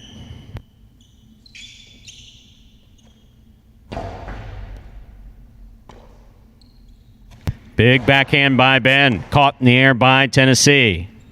Backhand by Tennessee. Caught by Ben. Powerful backhand by Ben out to the rebote. Bueno picks it up at the 6th line. Good communication between Ben and CRB. CRB puts it up the middle. Catch by Ben. Hard throw to the inside from the forehand. Tennessee is there. Tennessee goes deep. Robote, it's a 2-all. It's stopped by Bueno. Bueno's carom, stopped by CRB. CRB's carambola scores .8. That completes the first round of play. All matchups are worth 2 points now through the end of the game. First to return, the red shirts of post 1, Anderluck and Vuelo.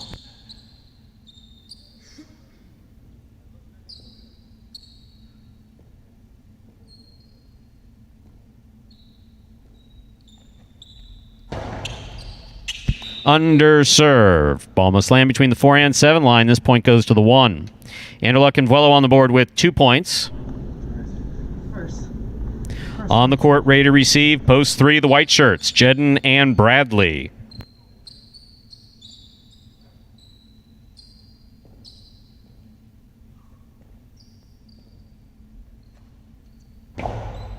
Jedden takes the serve, rifles it.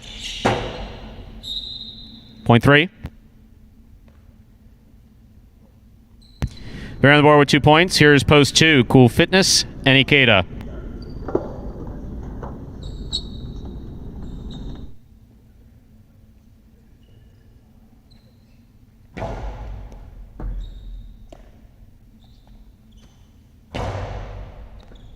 Excellent catch by Bradley deep in the backcourt. Ikeda with the tip ball at the 9 line, point 3. 3 team has 4 points. Back and ready to receive, the black shirts of post 5, Diaz and Carballo.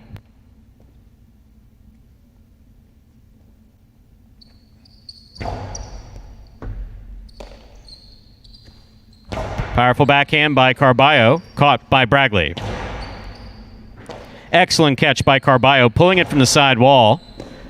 Ball tipped in the backcourt, point 5. 5 goes on the board with 2 points. In this matchup, Diaz serves the returning 6 team, Assier and Douglas.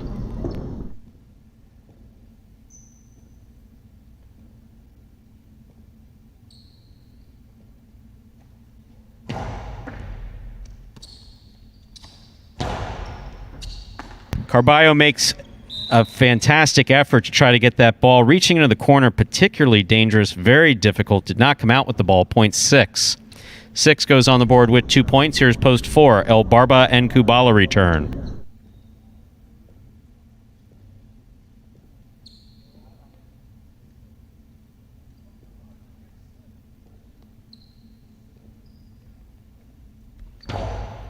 El Barba picks the serve. Hard throw. Missed on the forehand of Douglas. Point 4.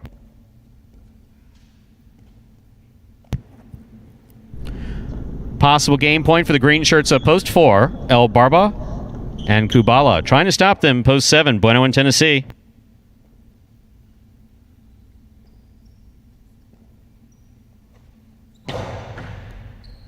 Over serve. Point 7, play continues. 7 on the board with 3 points. Returning, post 8, the purple shirts, CRB in the front, Ben receives in the back.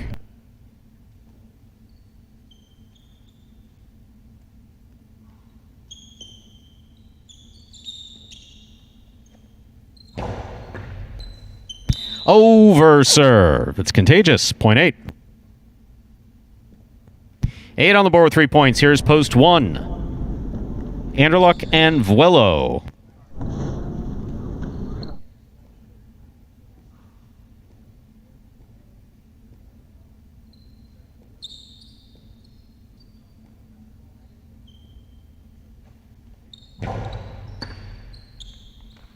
Vuelo from the backcourt. Split placement scores for Vuelo, point 1. 1 on the board with 4 points. The blue of post 2 receives. Cool Fitness and Ikeda.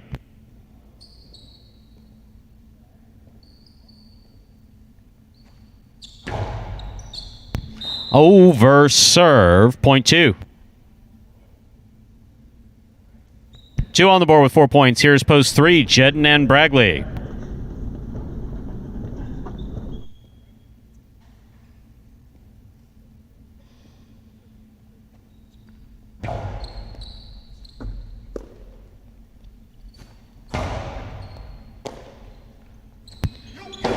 Cortada comes in low, scores on the second bounce, point 2. Possible game point for the blue shirts at post 2. Cool Fitness and Ikeda. Trying to stop them, post 5, Diaz and Carballo. Got you, Brandon.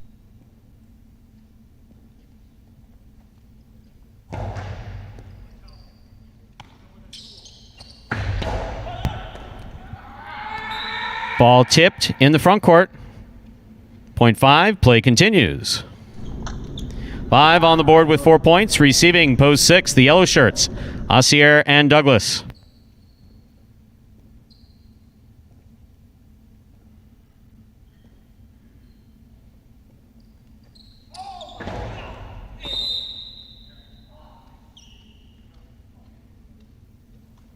Point 6. Oh, yeah, man. 6 on the board with 4 points, returning with possible game point. Post 4, the green shirts, El Barba and Kubala.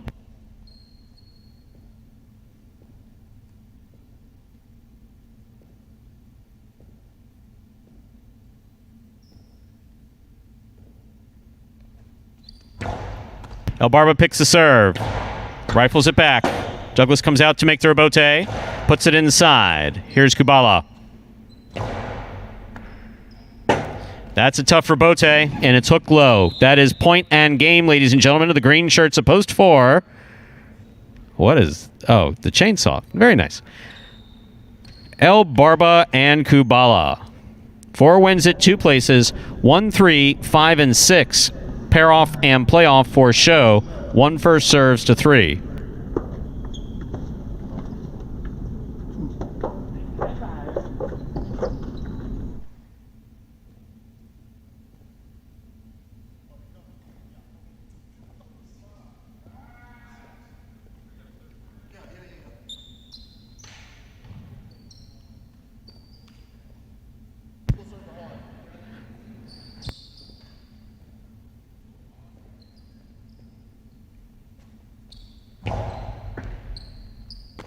Catch by Bragley. Below from the backhand. Bragley over the top. Below from the 10 line. Catch by Jedden. Catch by Vuelo in the backcourt. Goes high to the front wall. That's a nice throw by Vuelo. Good pickup by Bragley. Ball knocked down. Point 3. 5 serves to 6. The winner of this point meets 3 in the continuing playoff for show.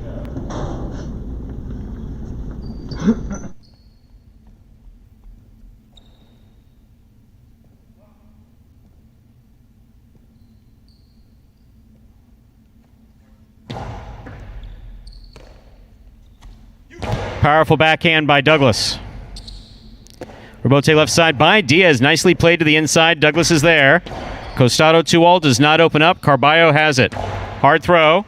What a scoop by Douglas. That scores. Point 6.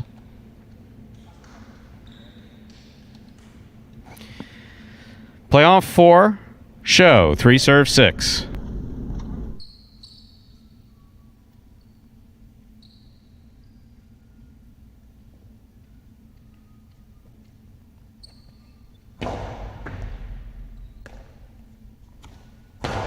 Powerful backhand. Caught by Bragley. Douglas from the 10 line. Over the top. Catch by Bragley. Scoop attempt miss. Rebote not there. Point and show. Post 3. The white shirts. Jedden and Bragley. 4-2-3. Unofficial order of finish for Game 5.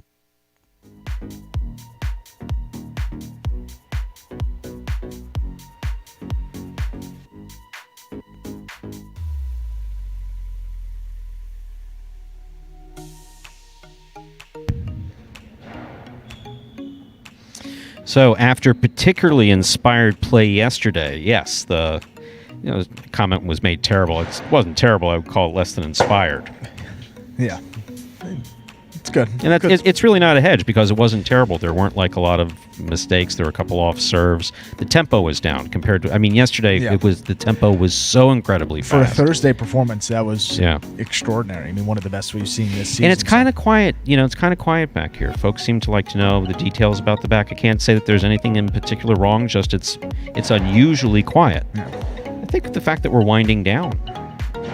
Yeah, I mean, at this juncture of the season, I mean, there's guys obviously playing for a lot, and then on the flip side of that, there's some guys that it's been, perhaps 6-7 months, and they're like, all right, where's 2021? I need a fresh start here. So you can obviously understand both sides of that. Or I need that December break. Okay, there are your prices. $2 on 4 to win returns $22.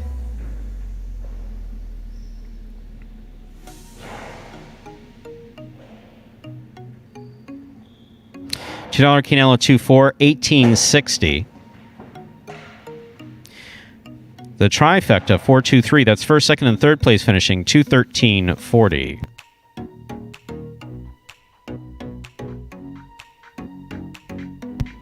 Up next, Game 6.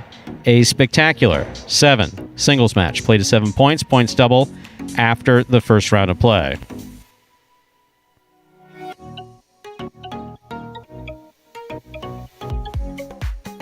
There are no scratches in our 6th game. There are no scratches in today's performance. Post time for Game 6, 6 minutes away. Good luck.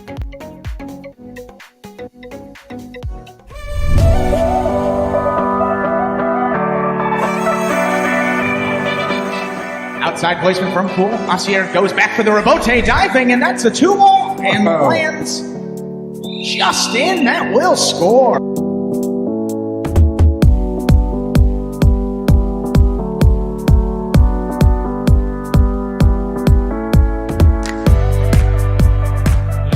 Four line, outside placement stopped by Willow. Willow plays it back. Bueno, what a rebote save on the left side.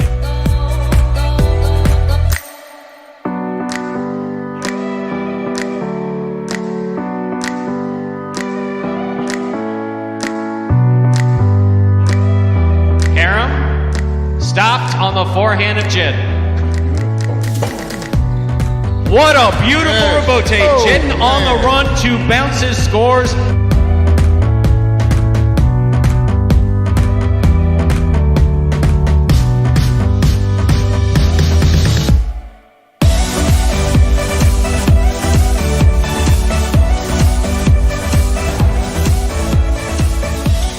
Back to the inside, Carballo goes. Douglas with the blind save. Just lobbed it up under his arm.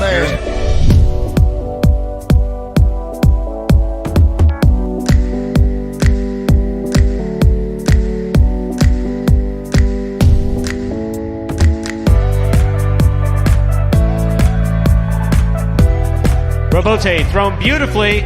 Antelope gets out of the way. Rebote's back up. What a fine effort. This is a 2-ball. El Barba on the run. And it scores.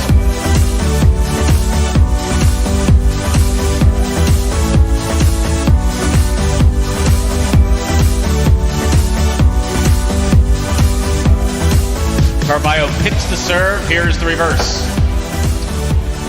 That is a diving save by CRB.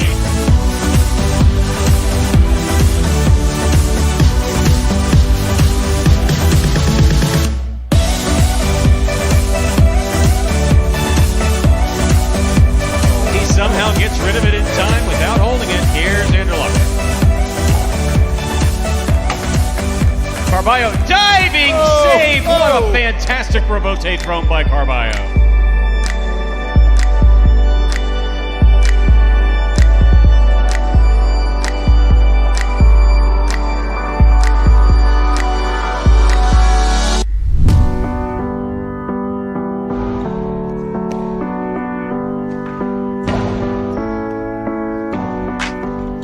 Diving save, it's up, it's in, it's scored. That's why you never give up.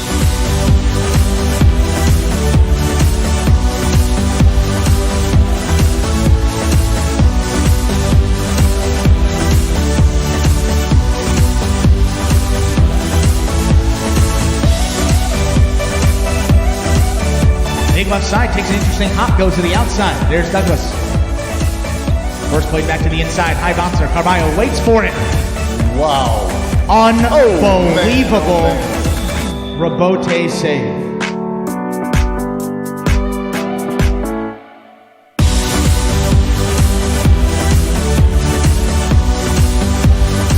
Carballo's there. Sidearm carom, split placement. Kubala up at the 5 line. Quello, that's in play. That is absolutely in play.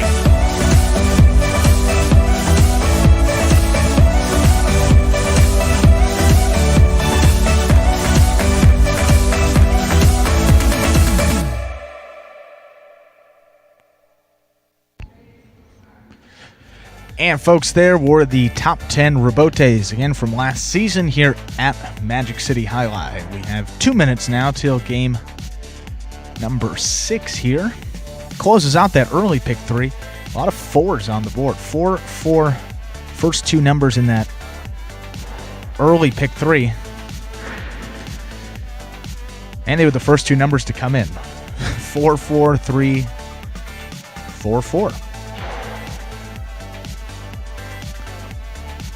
So if you're playing that high 5 or the mighty 8 today, hopefully you loaded it up with that 4. Maybe a tough one today. Now that was Diaz coming in game 2. So yeah, the first 2 legs of that high 5, you had Cool Fitness, which even though it's a 3-post there, might be one that could force that to carry over. And then Jed in the next one in game number 4, which is kind of that middle game. So who knows? And then a doubles team that's not one of those top 3 as well coming in. And the doubles is just such a wild card, and especially for that, for the high 5 as well. Albarba and Kubala, one of those teams that, I mean, obviously it didn't play together yesterday, but certainly have the tools to be able to put it together any given game and rattle it off. I mean, Albarba just been playing great, one of the best players in those early games. Kubala obviously struggling in those later games, but, you know, a guy in the backcourt that can just catch and throw at the best of them. So makes sense there. We got game 6 before we get back into the doubles action, Stu. Time to begin our 6th game. It's a spectacular 7 singles match. It's played to 7 points. Points will double after the first round of play. Serving in the red shirt of post 1, number 13, Douglas. Our first matchup has Douglas serving to the blue of post 2, worn by Kubala.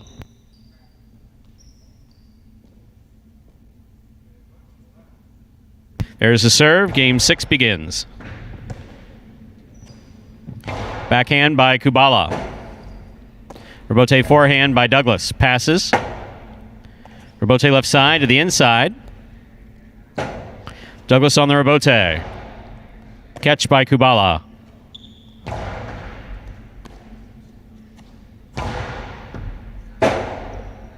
Rebote left side to the outside. Catch by Douglas. That passes to the inside and scores, point 1. Douglas first up on the board in our 6th game. That'll bring to the court the white shirt at post 3, Carballo.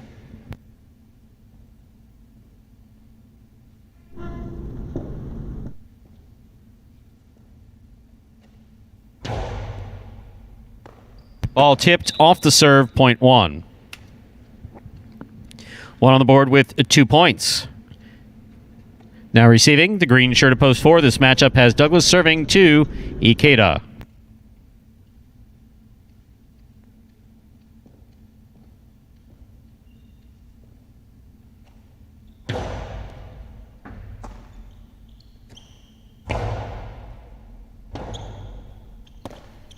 Strong forehand rebote by Douglas. Rebote left side, right up the middle. Douglas makes the catch at the 8 line. Low and hard to the inside, will score. Point 1. One on the board with 3 points. Here is the black shirt at post 5, Bragley.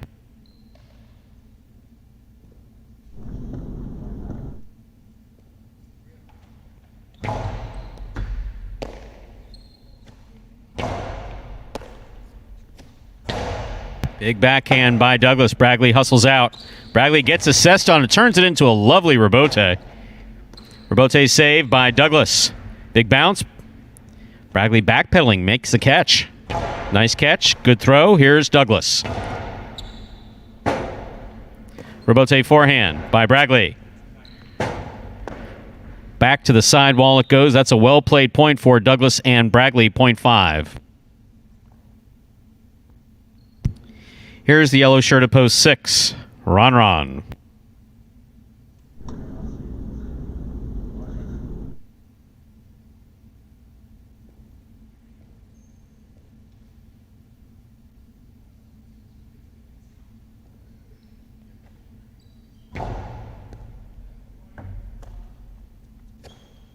Backhand by Ron.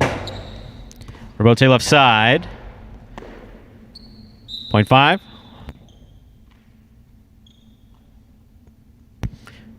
Bradley on the board with 2 points.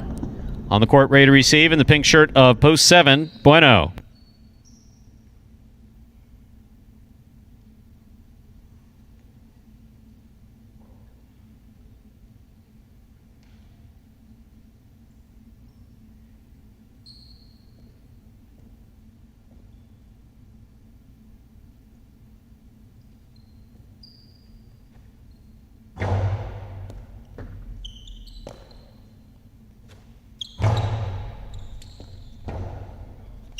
Bradley from the forehand, Escapa. 0.7. Here now to complete the first round and receive, wearing the purple shirt at post 8, we have Anderluck.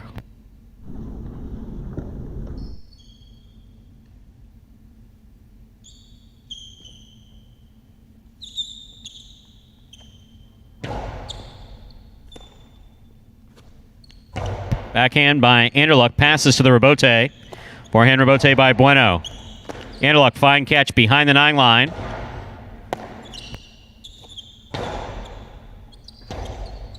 Rebote forehands up.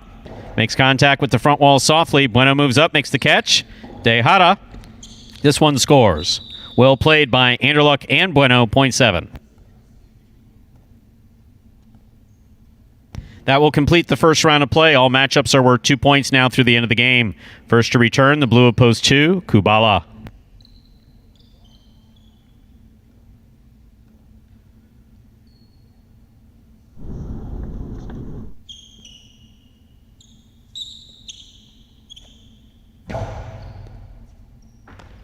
Good catch by Kubala, pulling it from the side wall. Here's Bueno.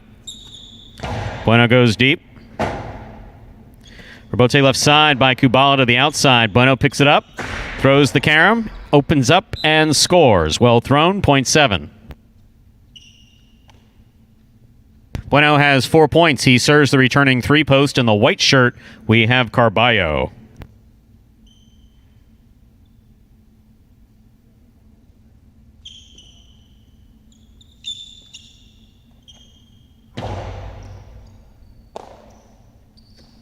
Backhand by Carballo. Rebote left side by Bueno.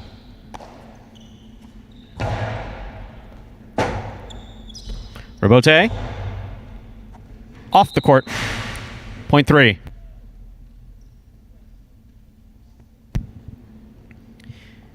Now receiving, post 4, the green shirt, Ikeda.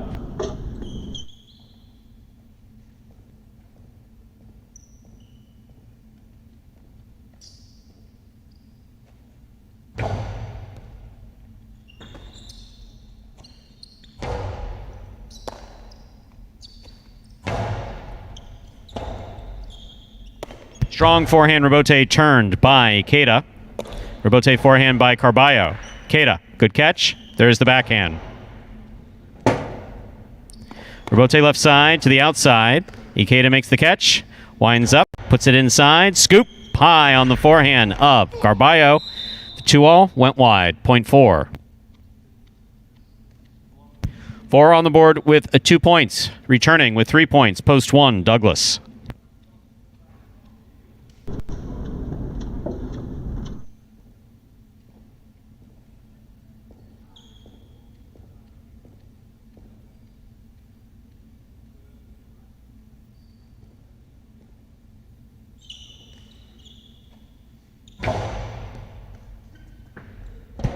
Excellent serve, stays right at the sidewall and scores 0.4.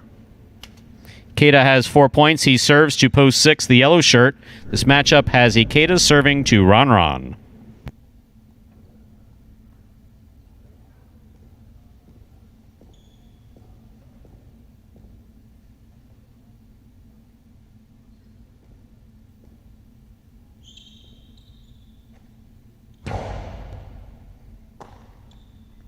Backhand by Ron. Rebote forehand. Catch by Ron. He winds up. The 2-all opens up and scores. Point 6. Ron's on the board with 2 points. Here's post 5, Bragley.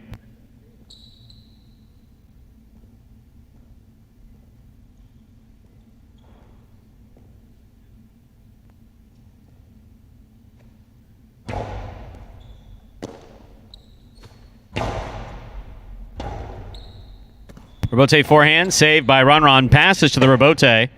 Rebote saved by Bragley to the inside. Ron's there. Nice throw. Excellent catch by Bragley. Good catch by Ron. Point 6. 6 on the board with 4 points. Here's post 8, the purple shirt. Anderluck receives.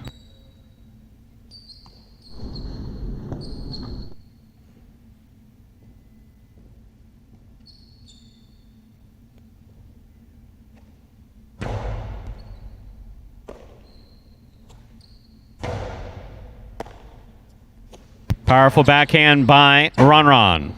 Rebote forehand by Anderluck. Catch by Ron. Inside placement scores, point 6. Possible game point for the yellow shirt at post 6. Ron. Trying to stop him. Post 2, the blue shirt. Kubala.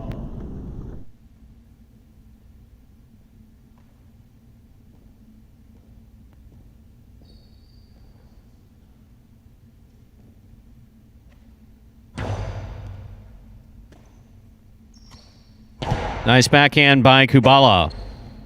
Rebote forehand by Ron. Catch by Kubala. He goes deep. Rebote left side to the inside. Kubala's there.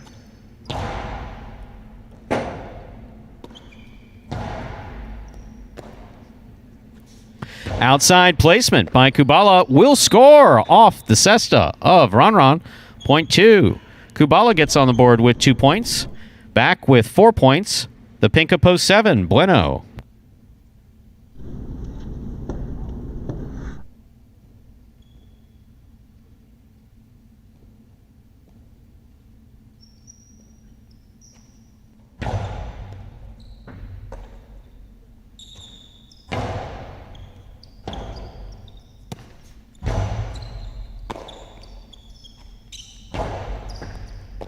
Good catch by Kubala.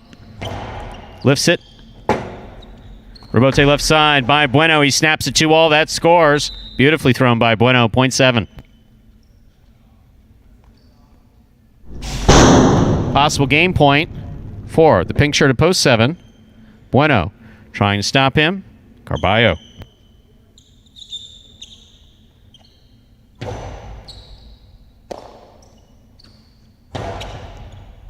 Bueno on the catch.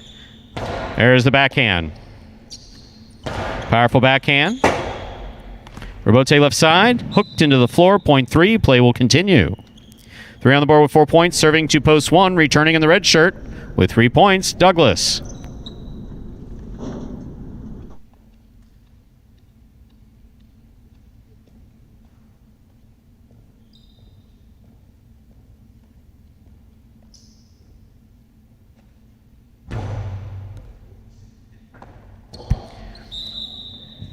Point 3.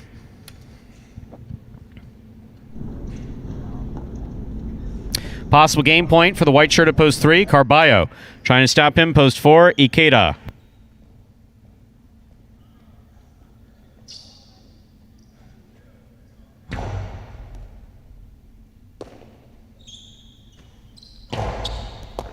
Excellent catch. Hard throw to the outside. Beautiful catch by Ikeda. Scoop by Carballo. Hard throw to the inside. Sets up the rebote. Thrown from the forehand of Ikeda. Catch by Carballo. Carballo to the inside. Ikeda tries to get there. Cannot make it. Point and game to the white shirt of post 3. Carballo. 3 wins it. 6 serves to 7. This is a playoff for second and third place.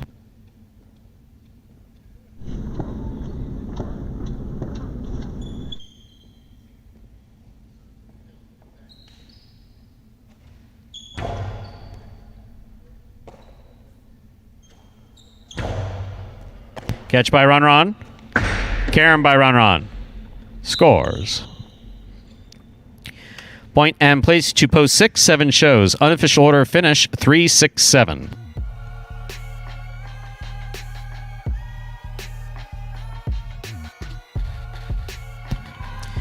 Results from Game 6 are official. Coming in first, post 3. Carballo taking second, post 6. Ron. Coming in third, post 7. Bueno. 3, 6, 7. Official order of finish. We'll have your prices up in a moment.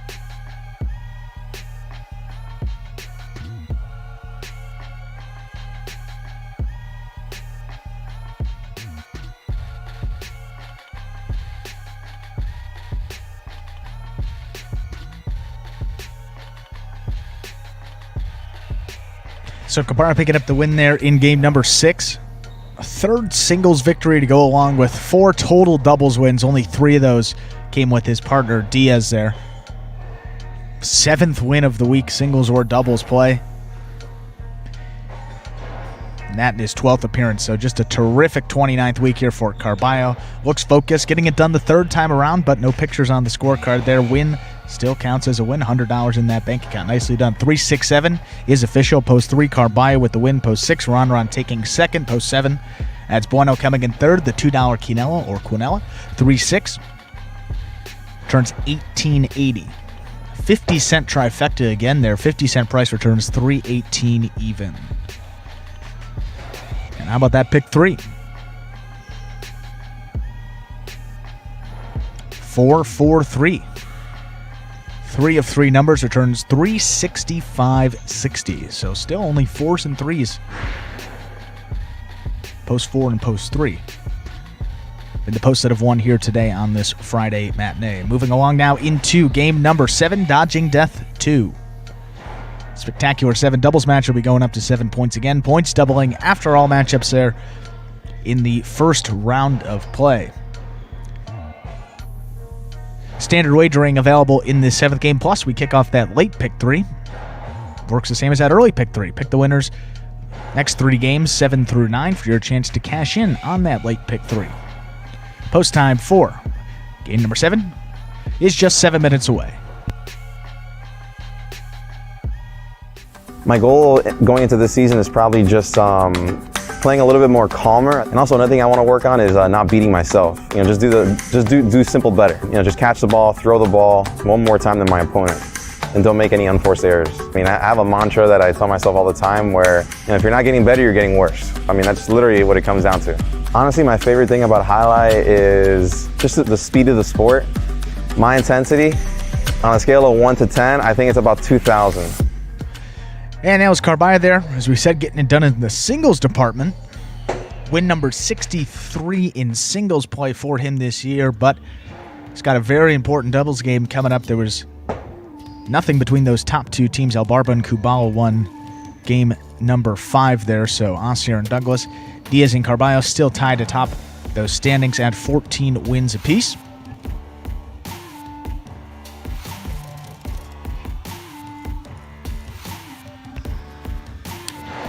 Then you got Juice and Ron coming back in here. They were in 3rd place. They'll be playing out of post 5. They missed that first doubles game of the afternoon, but that means they'll just be playing in at least 8 consecutive games there. 6 minutes now till game number 7, and a couple extra minutes to get you up to the start of that 7th game. We have this video here again. It explains for those new fans who may have missed it at the top of the program, in simpler terms, how Jai-Alai is played. The main rule of Jai-Alai is simple.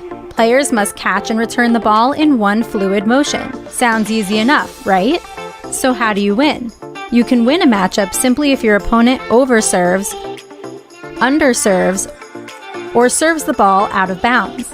On the flip side, your opponent wins the matchup if the serve is so good that you fail to catch and return the ball to the front wall.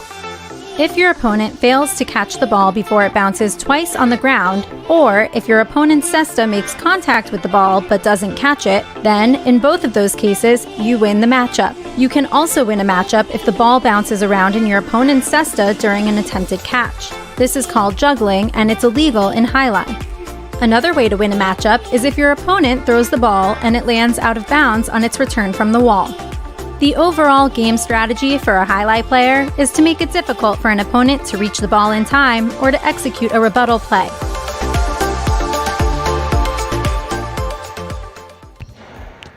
And we're back here 4 minutes from game number 7.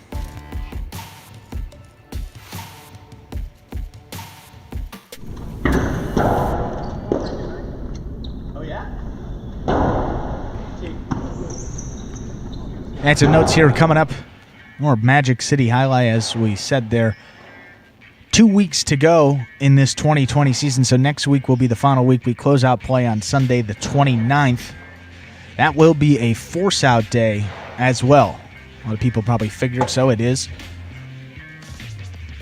So that means all the pool, $3,000, has got to get paid out in that Mighty Ocho, regardless of if they're 8 of 8 winners. And the same goes for that high five. Don't have to be the only person to get 5 of 5 numbers. That entire minimum $2,000 pool will be going out on that final Sunday as well. In addition to that, U.S. National Jai-Alai Championship.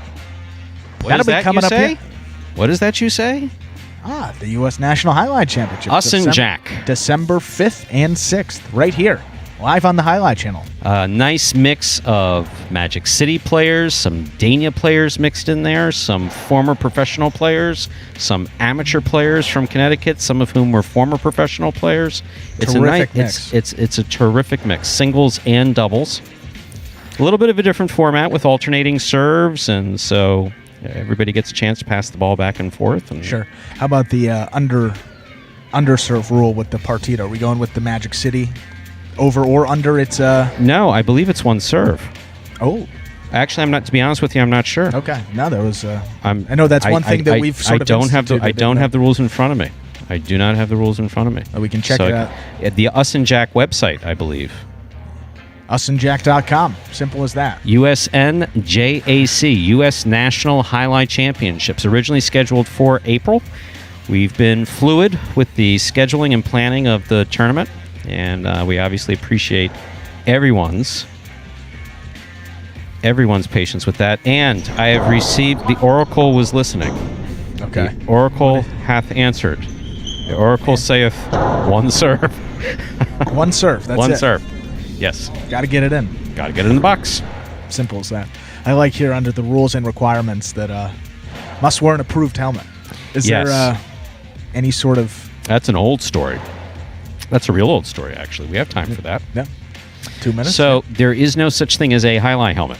Right. Yeah. So the origin of the Jai-Alai helmet, oddly enough, as you've heard me say, Orbea the Great, Orbea the First, his brother, some people know, Jesus, I believe it was Orbea, played in Connecticut. We're talking about Fernando Orbea, who played 1957 to 1968, struck in the head and took it right out of the cesta into the head, and ostensibly ended his career. He came back and played a little bit, but wasn't able to play after that. And when they first were going to put helmets in, the first Jai-Alai helmet was actually based on the helmets that they wear while riding. You know, the horses in those steeplechases and stuff? Sure. It was based on that helmet. And then just gradually worked into the traditional Jai-Alai helmet that you've seen at Dania, Miami, etc., and elsewhere. Here we use hockey helmets, providing temple protection for our guys. Right. At some point, we may go with the custom Jai-Alai helmet. We've talked about it, but we're not quite there yet. But there is no official Jai-Alai helmet, so really you can use anything that protects your head, but we need to be able to approve it. So hockey... It's really hockey or traditional standard, Jai-Alai helmet. Yeah, we need to make sure you just don't walk out there with... Could you go full like lacrosse face mask if you really want? I hope someone doesn't do that, but it wouldn't be great for the view there. But yeah, it'll be interesting to see the get-ups that people come in. Definitely interfere with people's peripheral vision. No, the people who are signed up for this take it seriously. Yeah, it'll be there's no question about it. It'll be a very awesome event here with guys that, all across the country coming to Magic City right here on the Jai-Alai Channel December 5th and 6th. Of course, that'll be all day. Definitely that Saturday and probably most of the day Sunday as well. But for now, how about some Dodging Death Part 2? Dodging Death Part 2, championship doubles at Magic City. El Barba serves, the blue of Post 2 receives. Bueno and Tennessee. That starts the game. Tennessee on the backhand. He goes deep. Rebote left side by El Barba to the inside. Nicely placed. Good pickup. Juggling on the catch of Tennessee. Ball must be caught and stopped Point one. First up on the board in our 7th game. That'll bring to the court the white shirts of post 3. Here's Aussier and Douglas.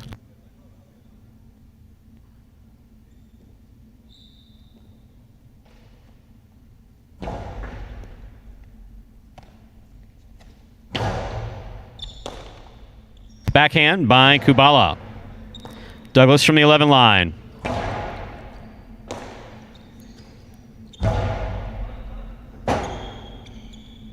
Rebote forehand by Aussier. Caught by Elbarba. Catch by Aussier at the 7 line. Good pickup. Elbarba gets out of the way. Catch by Douglas at the 11 line. Backhand. Kubala with the catch.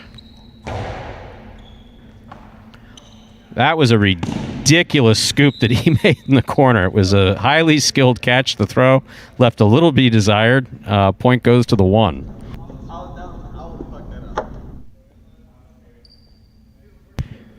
Here are the green shirts of post 4, Diaz and Carballo.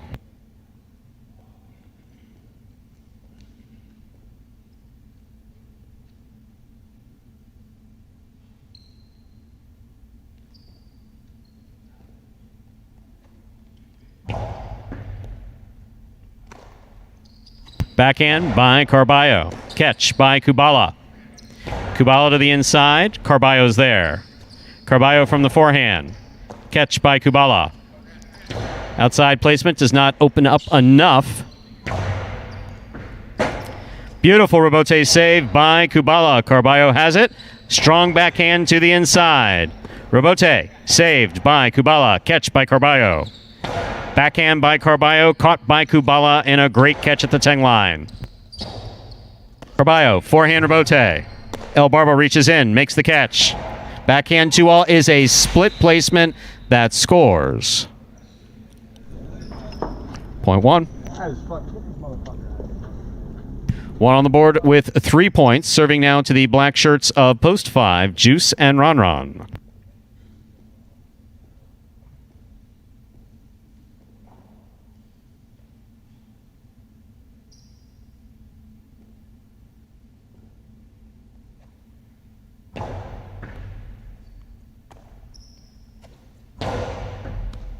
Kubala with a good catch at the 11 line. He goes deep. Caught by Ron in the backcourt. Kubala. Ron moves up, lets it pass to the rebote. Plays the rebote from the left side. Catch by Elbarba. Juice picks up. Elbarba grabs it. Returns a Karam. Juice has it. That was a good effort by Juice to try to make something out of nothing. That was a real good effort by Juice. He knew he didn't have his footing. Try to get the ball up to the front wall. Great effort. Point 1. 1 on the board with 4 points. Serving to the yellow shirts of post 6. Entering the court, we have Cool Fitness and Ikeda.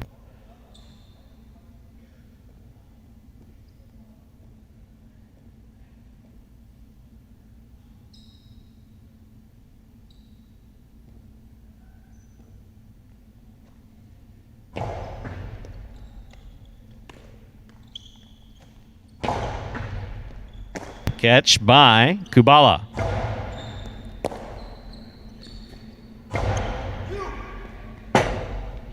Rebote left side by Elbarba. Good communication on the one team. Here's Ikeda. Catch by Kubala. He goes deep. Rebote forehand by Ikeda. Kubala from the 12 line. Over the top. Outside. Point 1. Possible game point for the red shirts of post 1, Elbarba and Kubala. Sorry about that. Yeah, you got to go another one. My bad. See, I was so enthusiastic, I skipped. One has 5 points. Points are not double. Here's post 7. Anderluck and Vuelo.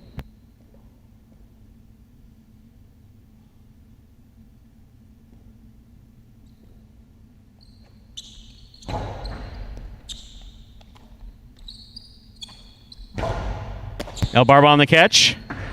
Backhand 2-all. Caught easily on the forehand of Anderluck. Anderluck with a placement shot. Picked up by Kubala. Backhand by Vuelo. Caught by Kubala. Catch by Anderluck at the 8 line. Picada. El Barba cuts it off. Vuelo got hit with the ball. Loss of point, point 1. That gets us to possible game point. One on the board with 6 points. Here now to complete the first round and receive purple shirts of Post 8, Jedden and Bragley.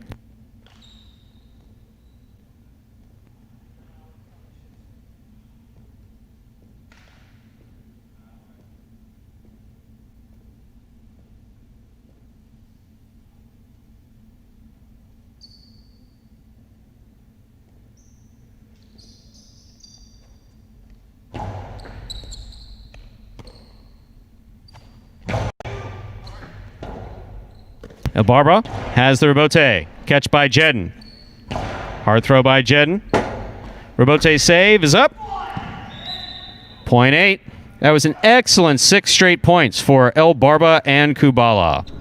8 gets the point. We complete the first round of play. All matchups are worth 2 points now through the end of the game. First to return in the second round, the blue of post 2. Bueno's in the front court. Tennessee receives in the back. Bueno picks the serve. 2-all, opens up and scores. Well thrown, point 2. 2 on the board with 2 points. In this matchup, Bueno serves to the white shirts of post 3. Asier and Douglas.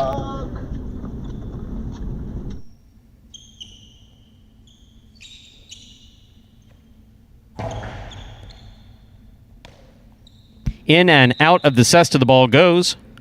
Point 2. 2 on the board with 4 points. Here's post 4, Diaz and Carballo.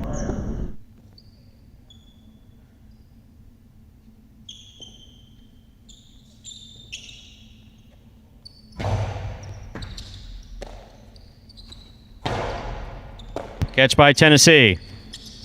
Strong backhand. Rebote left side by Carballo, caught in the air by Bueno. Beautiful catch, hard backhand. Rebote comes to the forehand of Carballo. He shows good control. Tennessee calls for it, catches it, returns it high to the front wall. Cut off in the air by Carballo. Strong backhand will score for Carballo, point 4. 4 on the board with 2 points. Here are the black shirts of post 5, Juice and Ron.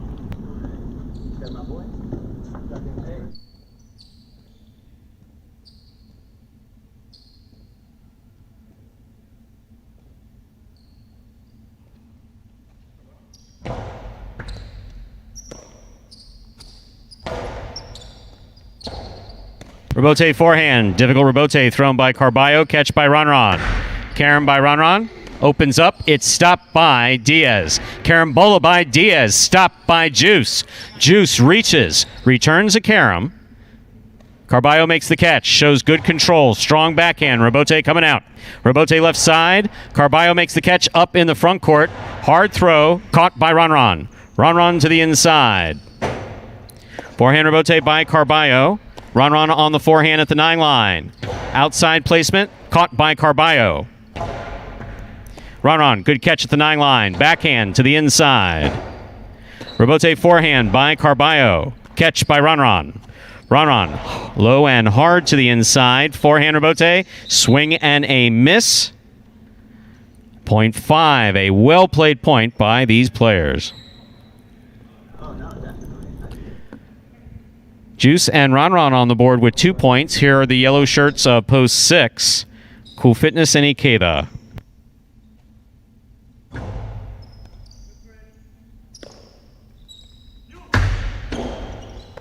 Good. Ball lands in and scores. Point 6. 6 on the board with 2 points. Now receiving, post 7, the pink shirts. Anderluck and Vuelo.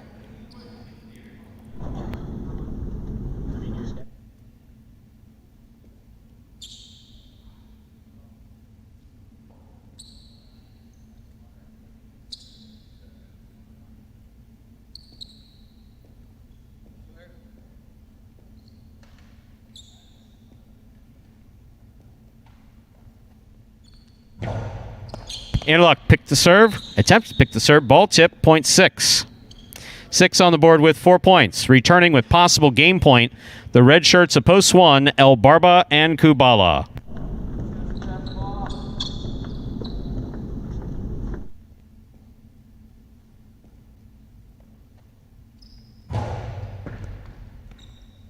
Kubala on the catch. Backhand from the 9 line.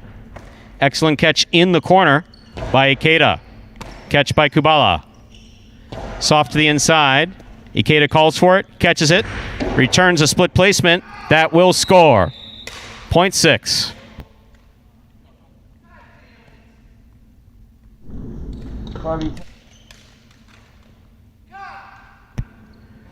Possible game point for the yellow shirts of post 6. Cool Fitness and Ikeda. Trying to stop them, Jedden and Bragley.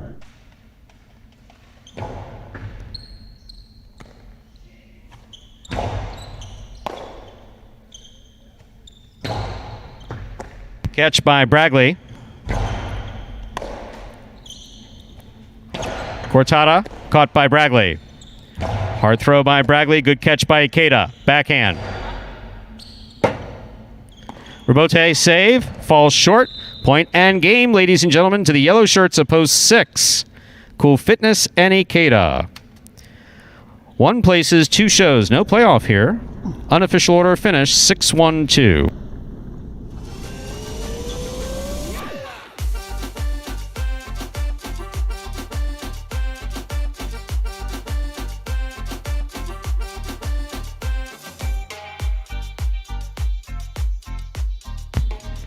Results from Game 7 are official. Coming in first, post 6, Cool Fitness and Ikeda.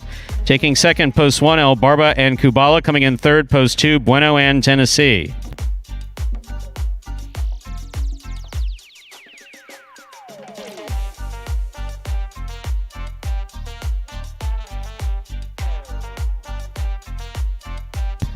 And we'll have your prices up in just a moment. Moments up. High five. Overrated. Let's get to the Quinella. They changed the screen. Sorry. $2 Quinella 1-6. That's first and second in any order. $48.40. The trifecta, 50-cent try, 6-1-2, $757.10. That's first, second, and third place finishing, $757.10. The high five, 3-4-4, 3-6, 2 of 5 numbers.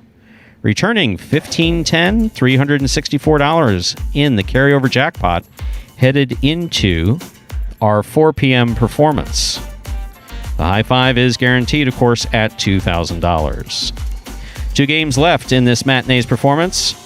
Up next, Game 8, a spectacular 7 singles match. Played to 7 points. Points double after the first round of play. Game 8 closes out the Mighty Ocho. Post time for Game 8 is 7 minutes away. Good luck. You're a sportsman, aren't you? Sort of. You like Jai-Alai? I like the way it's spelled. Me too. Yeah, with a J. How'd that get in there? I can handle your workload without any help. Andy Glenn, former J. Crew employee.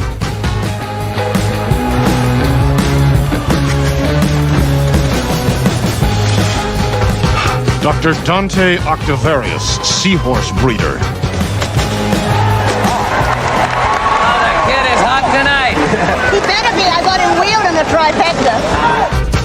Shunk Dunkirk, incontinent Jai-Alai instructor. Incontinent Jai-Alai instructor? Incontinent Jai-Alai instructor. All right, I'm calling it. I'm trying out a new persona. I'm club owner and Jai-Alai enthusiast, Barry Mexico. What a fun and lazy character name. Was it your first thought? You know it. Barry Mexico gets down to business. And folks, we are back here now, 5 minutes away from the start of game number 8 here. Should we talk about the obvious or let it go? It's up to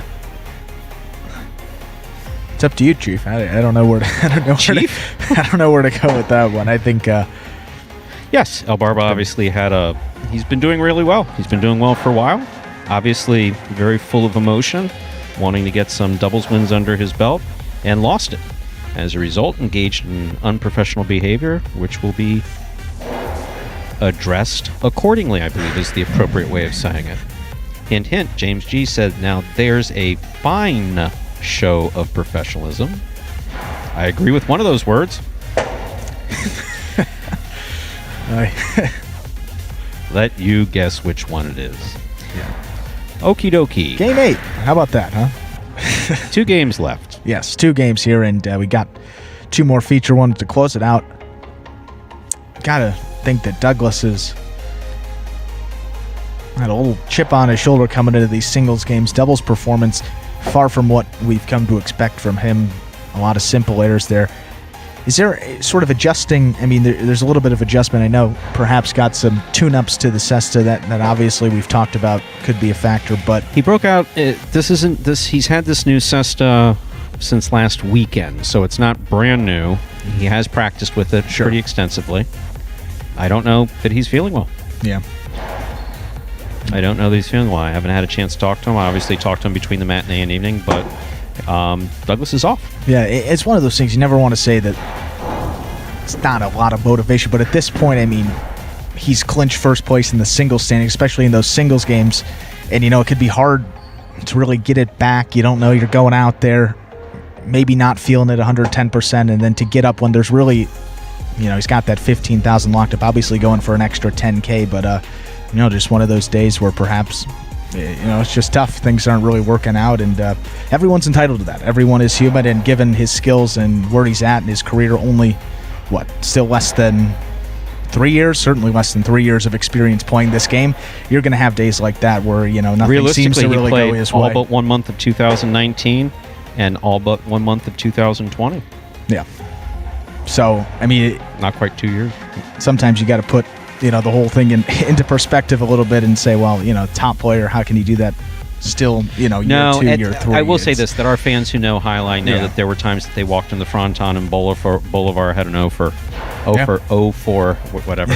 Right. Sorry, you're sports, you know that. But no, that all the greats. I remember one time, I was obviously a big Miami Jai-Alai fan. Sure. And that's before leaving for college. And then afterwards, of course, I wound up working there, of course, for a number of years. But so I was a Miami Jai-Alai person. But a friend that would occasionally come in and want to see Jai-Alai would ask about Joey. Joey's playing up at Dania. I just never made the drive. That time, it seemed like a longer drive. Yeah, it's like 30 minutes now. Yeah, exactly. And so we went up and we saw Joey. Joey was off.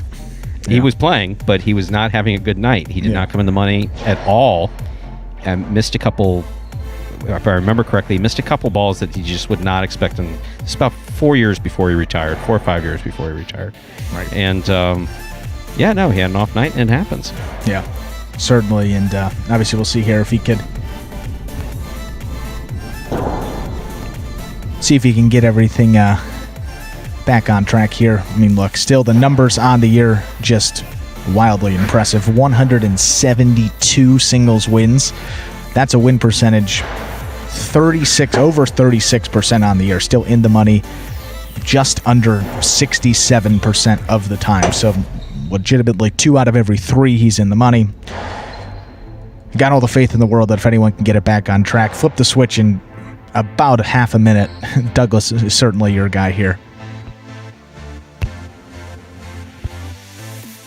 And those double standings now updated through those 2 games. So Cool Fitness and Ikeda, El Barba and Kubala were both at 5, jump up 1 each to 6 wins. Still 8 games behind the money, but played very well, both of those teams. El Barba and Kubala had a chance to get 2. That would have been 7. That could have been huge for that team, maybe make a late push, but not to be. Cool Fitness and Ikeda got it. 14, 14, 9, 6, and 6 headed in those doubles games this afternoon. Stu? Last of our 7-point games begins now. Game 8, spectacular 7 scoring. Serving in the red shirt of post 1 is Ben. Receiving in the blue of post 2 is Douglas.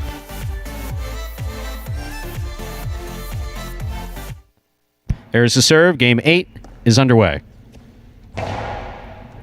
Catch by Ben at the 11 line. Douglas midcourt from the forehand. Low and hard to the inside, scooped up by Ben. Nice backhand by Ben. Rebote left side to the outside. Good catch by Ben. Carom by Ben. Does not cut open. Good catch by Ben now at the 10 line.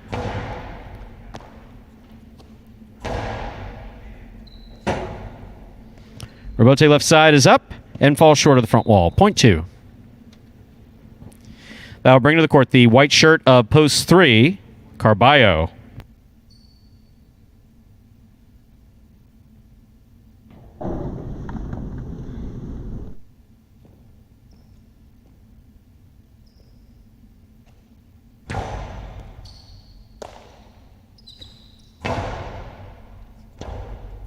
Rebote forehand by Douglas. Catch by Carballo. Scoop attempt tipped, point 3. 3 will serve to the green shirt of post 4. Here's Jedden.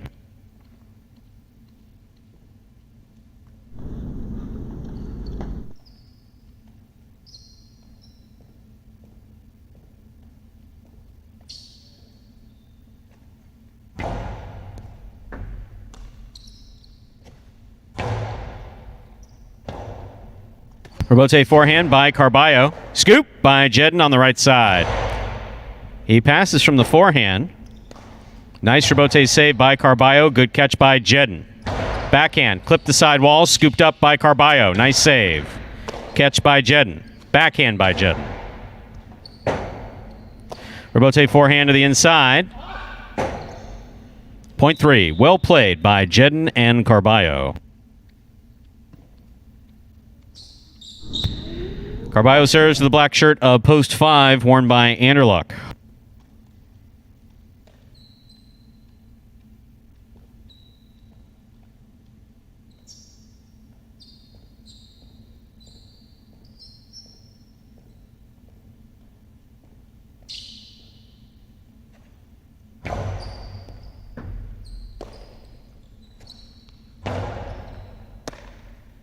Backhand by Carballo.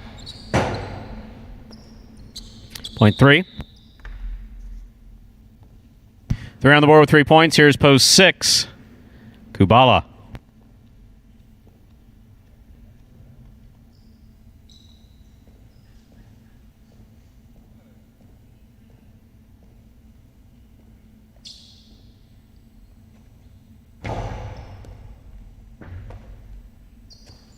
Backhand by Kubala.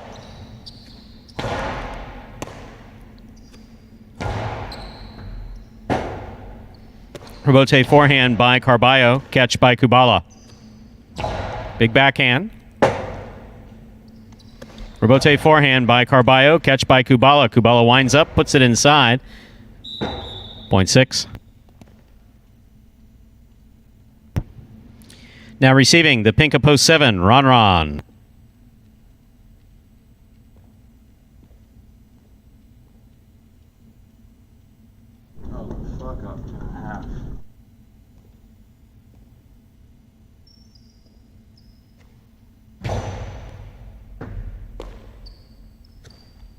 Powerful backhand by Ron. Rebote forehand by Kubala. Catch by Ron. Catch by Kubala. He goes deep. Placement to the inside. Forehand rebote by Ron. Catch by Kubala.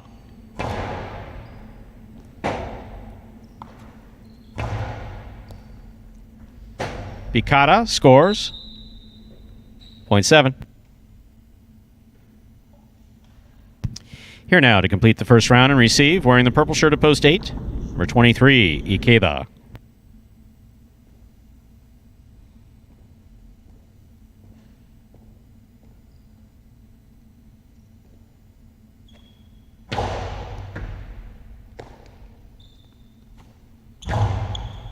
Catch by Ron. Carom by Ron. Caught the pad to the outside, point 8.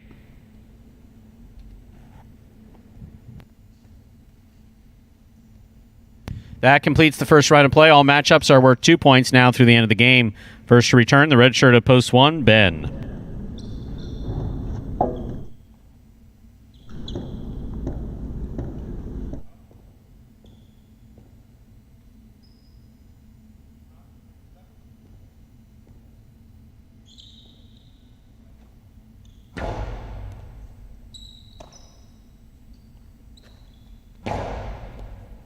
Excellent catch by Ikeda at the side wall. Scoop by Ben on the forehand. Ben goes back to the inside. Ikeda hops off the wall, makes a good catch. Powerful backhand by Ben. Robote forehand by Ikeda. Ben from the 8 line. Big backhand. Robote coming all the way out. Robote turned on the 4 line by Ikeda and scoring, point 8.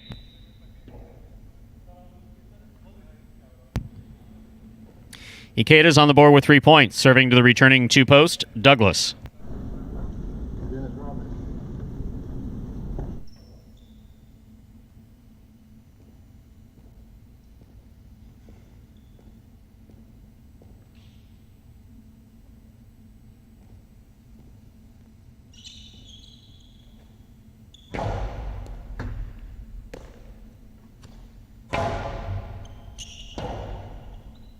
Robote forehand by Ikeda. Catch by Douglas.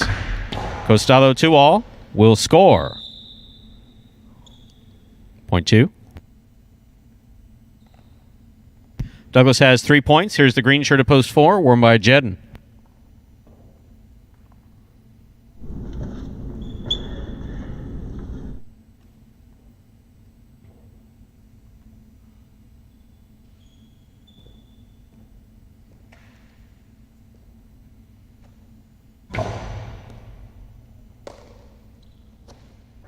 Strong backhand by Jedden.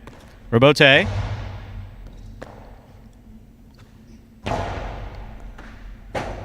Robote left side by Douglas. Nicely played to the inside. Big bounce. Will score. Point 2. Possible game point for the blue shirt of post 2, Douglas. Trying to stop him, post 5, the black shirt, Anderluck.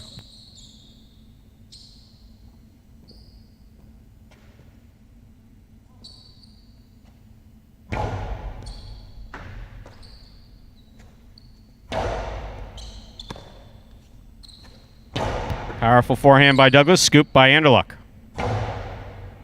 Catch by Douglas. Hard throw to the inside. Scoop attempt missed. Robote's there. Catch by Douglas. Robote saved by Anderluck. Caught by Douglas. Douglas with the Dejada that will score for the win. Point and game. Blue shirt of post 2, Douglas. 3 serves to 8. This is a playoff for second and third place.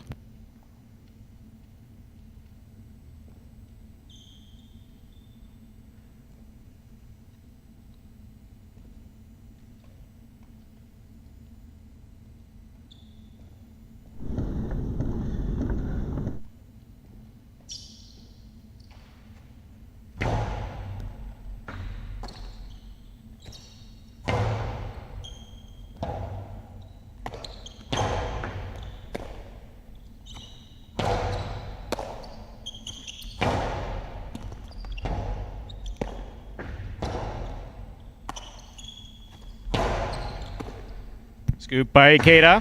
Karam opens up and head first. Wow, great effort. Point and place to post 8, 3 shows. Unofficial order finish 283.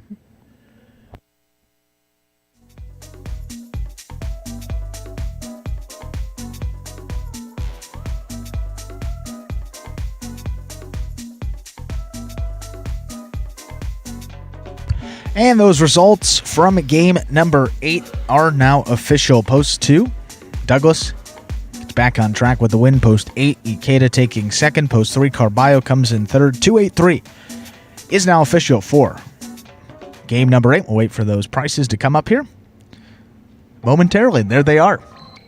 Douglas to win. Up over $10, $10.80. $2 bet on Douglas to win. How about the Ocho? 443, 443, 62. 4 of 8 numbers returns 6280. So that carryover at 3:30 will be forced out the final day of the season. That's coming up in just about a week and a half, that final Sunday. So 3,000 has to be divvied out on that final day.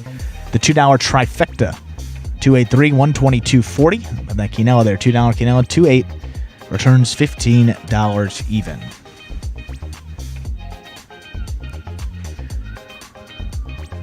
Coming up next, the finale here, this Friday matinee performance. Be that superfecta 9-point singles match will be going up to 9 points as opposed to 7. All points still doubling there after all those matchups in the first round of play. Standard wagering options are available in game number 9, plus only opportunity to bet that superfecta wager returns cash on 1st through 4th. Got to get the top 4 finishers in the exact order to cash in on that superfecta. 10-cent option as well on that. Post time for game number 9 is now just 6 minutes away. Good luck. Being the overall champ in the rookie season was great. I put in hours and hours of hard work in the offseason practicing, and just to show that it paid off in the end, it was really great. My goal for the 2020 season is to stay healthy, play to the best I can, but definitely I would love to repeat winning singles and doubles again this year. Like I said, I think it's going to be a lot harder, but it's definitely a push that I want. And I'm happy that everybody's getting better, and it's going to be harder for me because it pushes me to be better, and that's what I want ultimately. I would love to be the champ again this year. I am definitely going to try my best. Like I said, the competition is getting better every day, and so I'm going to push to be the best again. But we'll see. It's going to be a long 7-month season, and I'll hope to repeat what I did again. And that was Douglas there collecting his 3rd win of the week. Said there, 173 singles victories now on the year, well on his way to back-to-back singles titles to begin his young highlight career here. We now have 5 minutes until game number 9. As we said, superfecta 9-point singles match. We talked about some of those rule differences between 7 and 9-point games, and we have this video that will clear up all the rules between Spectacular 7 and Spectacular 9 scoring. Spectacular 9 singles games are played with 8 players. Each player wears a different color jersey numbered 1 through 8 on the front. These numbers are traditionally referred to as post numbers. Post numbers are used to signify the order in which the athletes will play in a game. These numbers are also used for betting purposes. Don't be confused by the numbers on the back of our jerseys. Those are just for fun. Each game begins when the player in the post 1 red jersey serves to the player in the post 2 blue jersey. The served ball must land between the 4 and 7 lines marked on the court's side wall. If the ball lands between those lines, the serve is good and play continues until one of those 2 players wins that matchup. The player who loses the matchup exits the court and waits for his next turn at the end of the rotation. It's important to note that every game has 2 rounds. The first 7 matchups in a game make up round 1. Each matchup in round 1 is worth 1 point. Round 2 refers to all matchups that take place after the 7th and final matchup of round 1. The number of matchups in round 2 varies from game to game.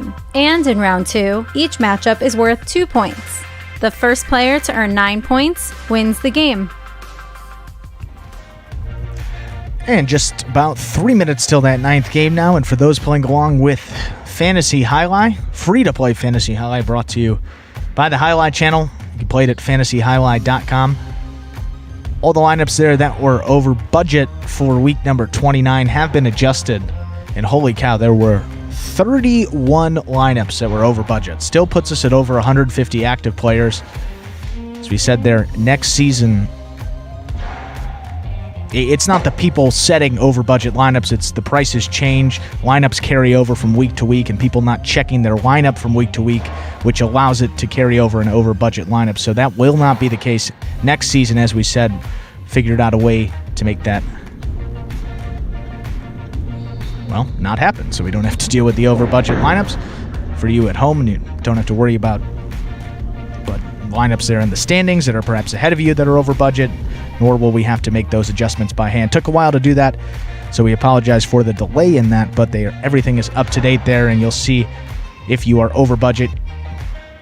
Believe you have 0 points. We had to give you the doubles team of CRB and Ben, but don't think they came on the board yet. They were the cheapest. Sorry, Flello and Anderluck we gave you. They were the cheapest doubles team, and they were the only one that was yet to get on the board there. So we tried to give you as little points as possible so we don't give any advantage there for someone that set an over-budget lineup.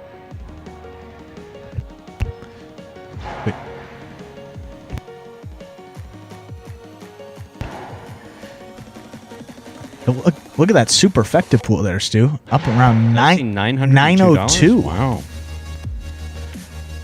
That's one of the higher ones we've seen, really, over the past couple of weeks. And this is the only opportunity to wager in that superfecta, so 9th game. Might as well take a shot. You can spread out those combinations, give it 10 cents. 10-cent wager on that and could cash in pretty big. I mean, we've seen almost a jackpot wager. I think there was one day where it returned on 10 cents. I think it was a full $900, $800 somewhere in there. So yeah, you can cash in big with those 10 cents. And on that superfecta, you have just about a minute left to get those wagers in.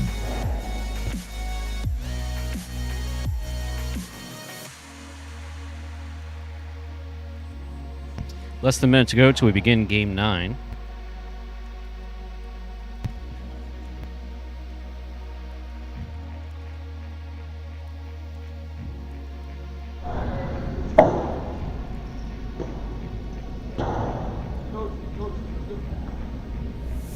All right, game time.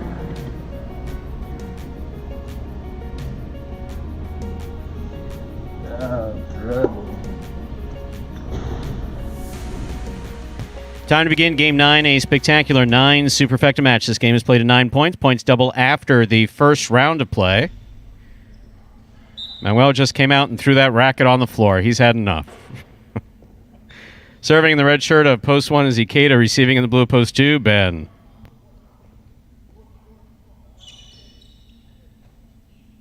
There's a serve. Our 9th game is underway. Rebote forehand by Ikeda. Lands in and scores. Point 1. Clipped and in. That'll bring to the court the white shirt at post 3, Ron.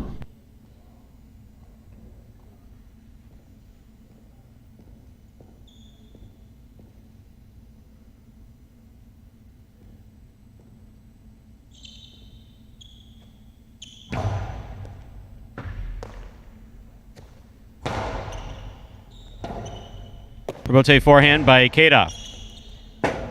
Ron. Rebote from the left side. Ikeda moves all the way up, takes it in the air, throws the carom, opens up. Manuel goes down. Check on Manuel immediately. Yes, Manuel is more valuable than the rest of you guys. Sorry to tell you that. Is he good? We have to close the whole place if Manuel goes down. All right, point 1.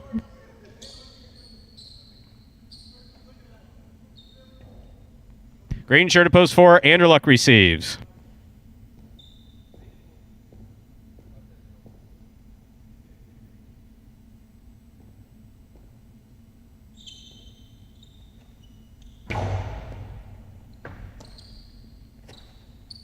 Backhand by Anderluck. Rebote forehand by Ikeda. Scoop by Anderluck on the left side. Backhand to the 9 line. Ikeda's there. Rebote left side, high to the front wall, clipped the side wall. Ikeda faked the 2-all, put it back inside to score. Point 1. Ikeda's on the board with 3 points. Here's the black shirt at post 5, number 13, Douglas.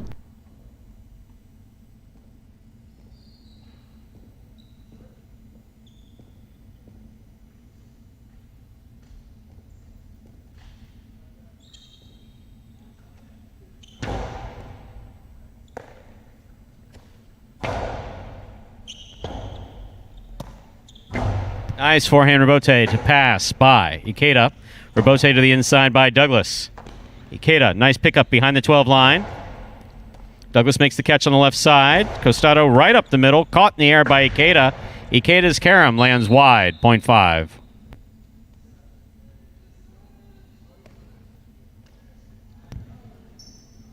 In our next matchup, Douglas serves to the yellow shirt at post 6, Carballo.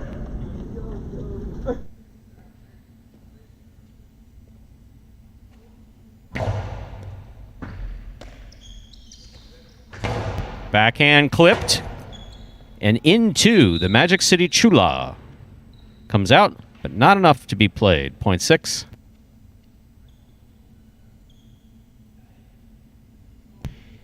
Receiving post 7 in the pink shirt, we have Bueno.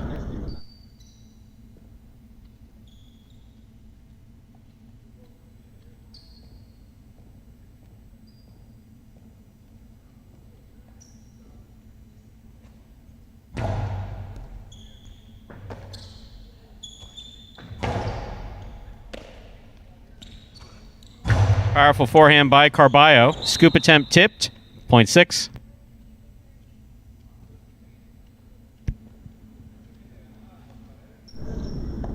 Here now to complete the first round and receive, wearing the purple shirt at post 8, is Kubala.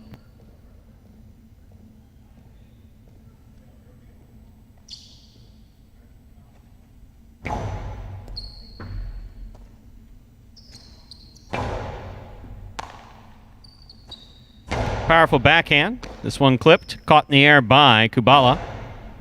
Carballo makes the catch on the forehand. Kubala from the 10 line. Backhand. Goes deep. Robote comes out to the 7 line, turned on the forehand of Carballo. Caught by Kubala. Scoop by Carballo. Costalo to the outside, scores perfectly. Well executed by Carballo, 0.6.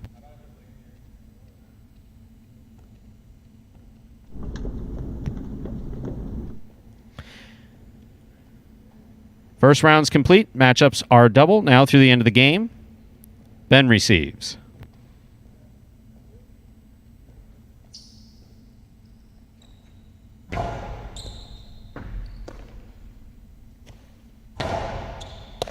Catch by Carballo.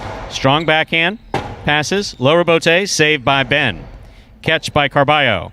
Hard throw by Carballo to pass. Rebote to the outside. Ben's there. Got it off.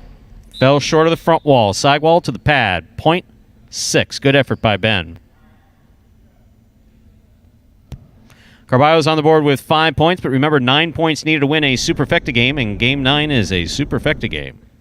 In this matchup, Carballo serves to post 3, Ron.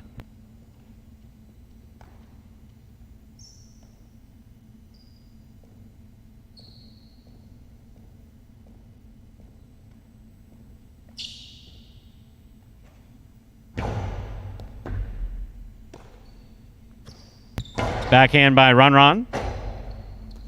Rebote right on the sidewall, not playable there at the 8 line, 0.3. 3 serves, post 4, Anderluck.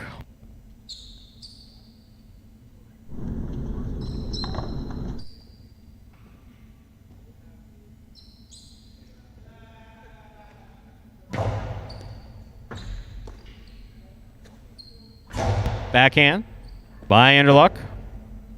Rebote left side by Ron to the inside. Anderluck from the 10 line. Backhand. Here's Ron winding up. Outside placement. Scoop. Missed. 0.3. Ron has 4 points. He serves the returning a 1 post. Ikeda returns with 3 points.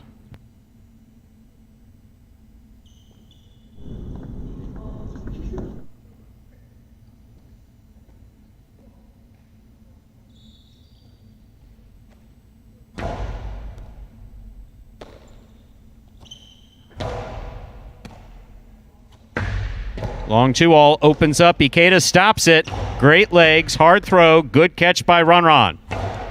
Backhand. Rebote comes out to the 6 line. Forehand. Karam Rebote. Perfectly executed by Ikeda. One of the most difficult throws in Jai-Alai, period. Traditional long court, short court, however. Very well thrown by Ikeda. 0.1. 1 on the board with 5 points, but remember, once again, 9 points needed to win a Superfecta game. Here's post 5, Douglas.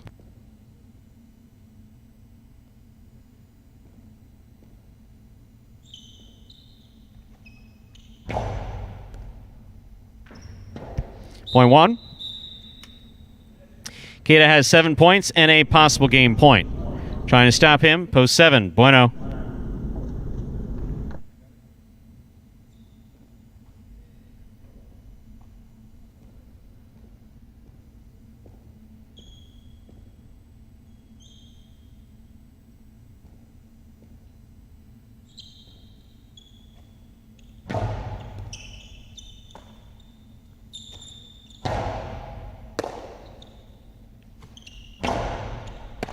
Ball tipped by Bueno. Point and game, ladies and gentlemen, of the red shirt of post 1, Ikeda. 1 wins it, 6 places, 3 shows, 5 takes the quad. Unofficial order finish, 1-6-3-5.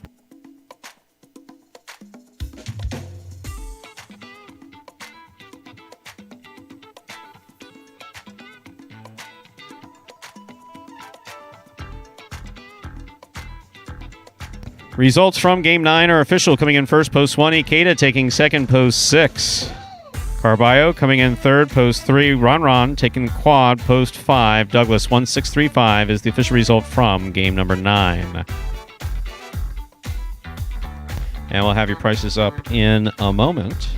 And compliments coming to us by none other than Newport and Calder, and I believe Orlando player, Ghost. John, thank you for the compliments. Thanks for tuning in. I was wondering. It's definitely them. Yeah, I was wondering. I was like, you must know this guy under the name Ghost. Yep. Ghost, yeah, sure. Yeah, we appreciate. He played under Ghost at Calder. Highlight name, absolutely. Well, we not appreciate. a highlight name, a Calder name. There's a difference. They have their opinion about what we did. I have my opinion about some of the things that they did. Not saying it's wrong, just said I have an opinion on it. Anyway, let's talk about prices. Game 9, Quinella, 1-6. That's first and second in any order, $32. The trifecta, 1-6-3. That's first, second, and third place finishing. $150 even. $2 superfecta, 1-6-3-5. $5.62 even. The pick 3, 6-2-1. 3 of 3 numbers returning $426 even. $2 wager on 1 to win returns $11.20.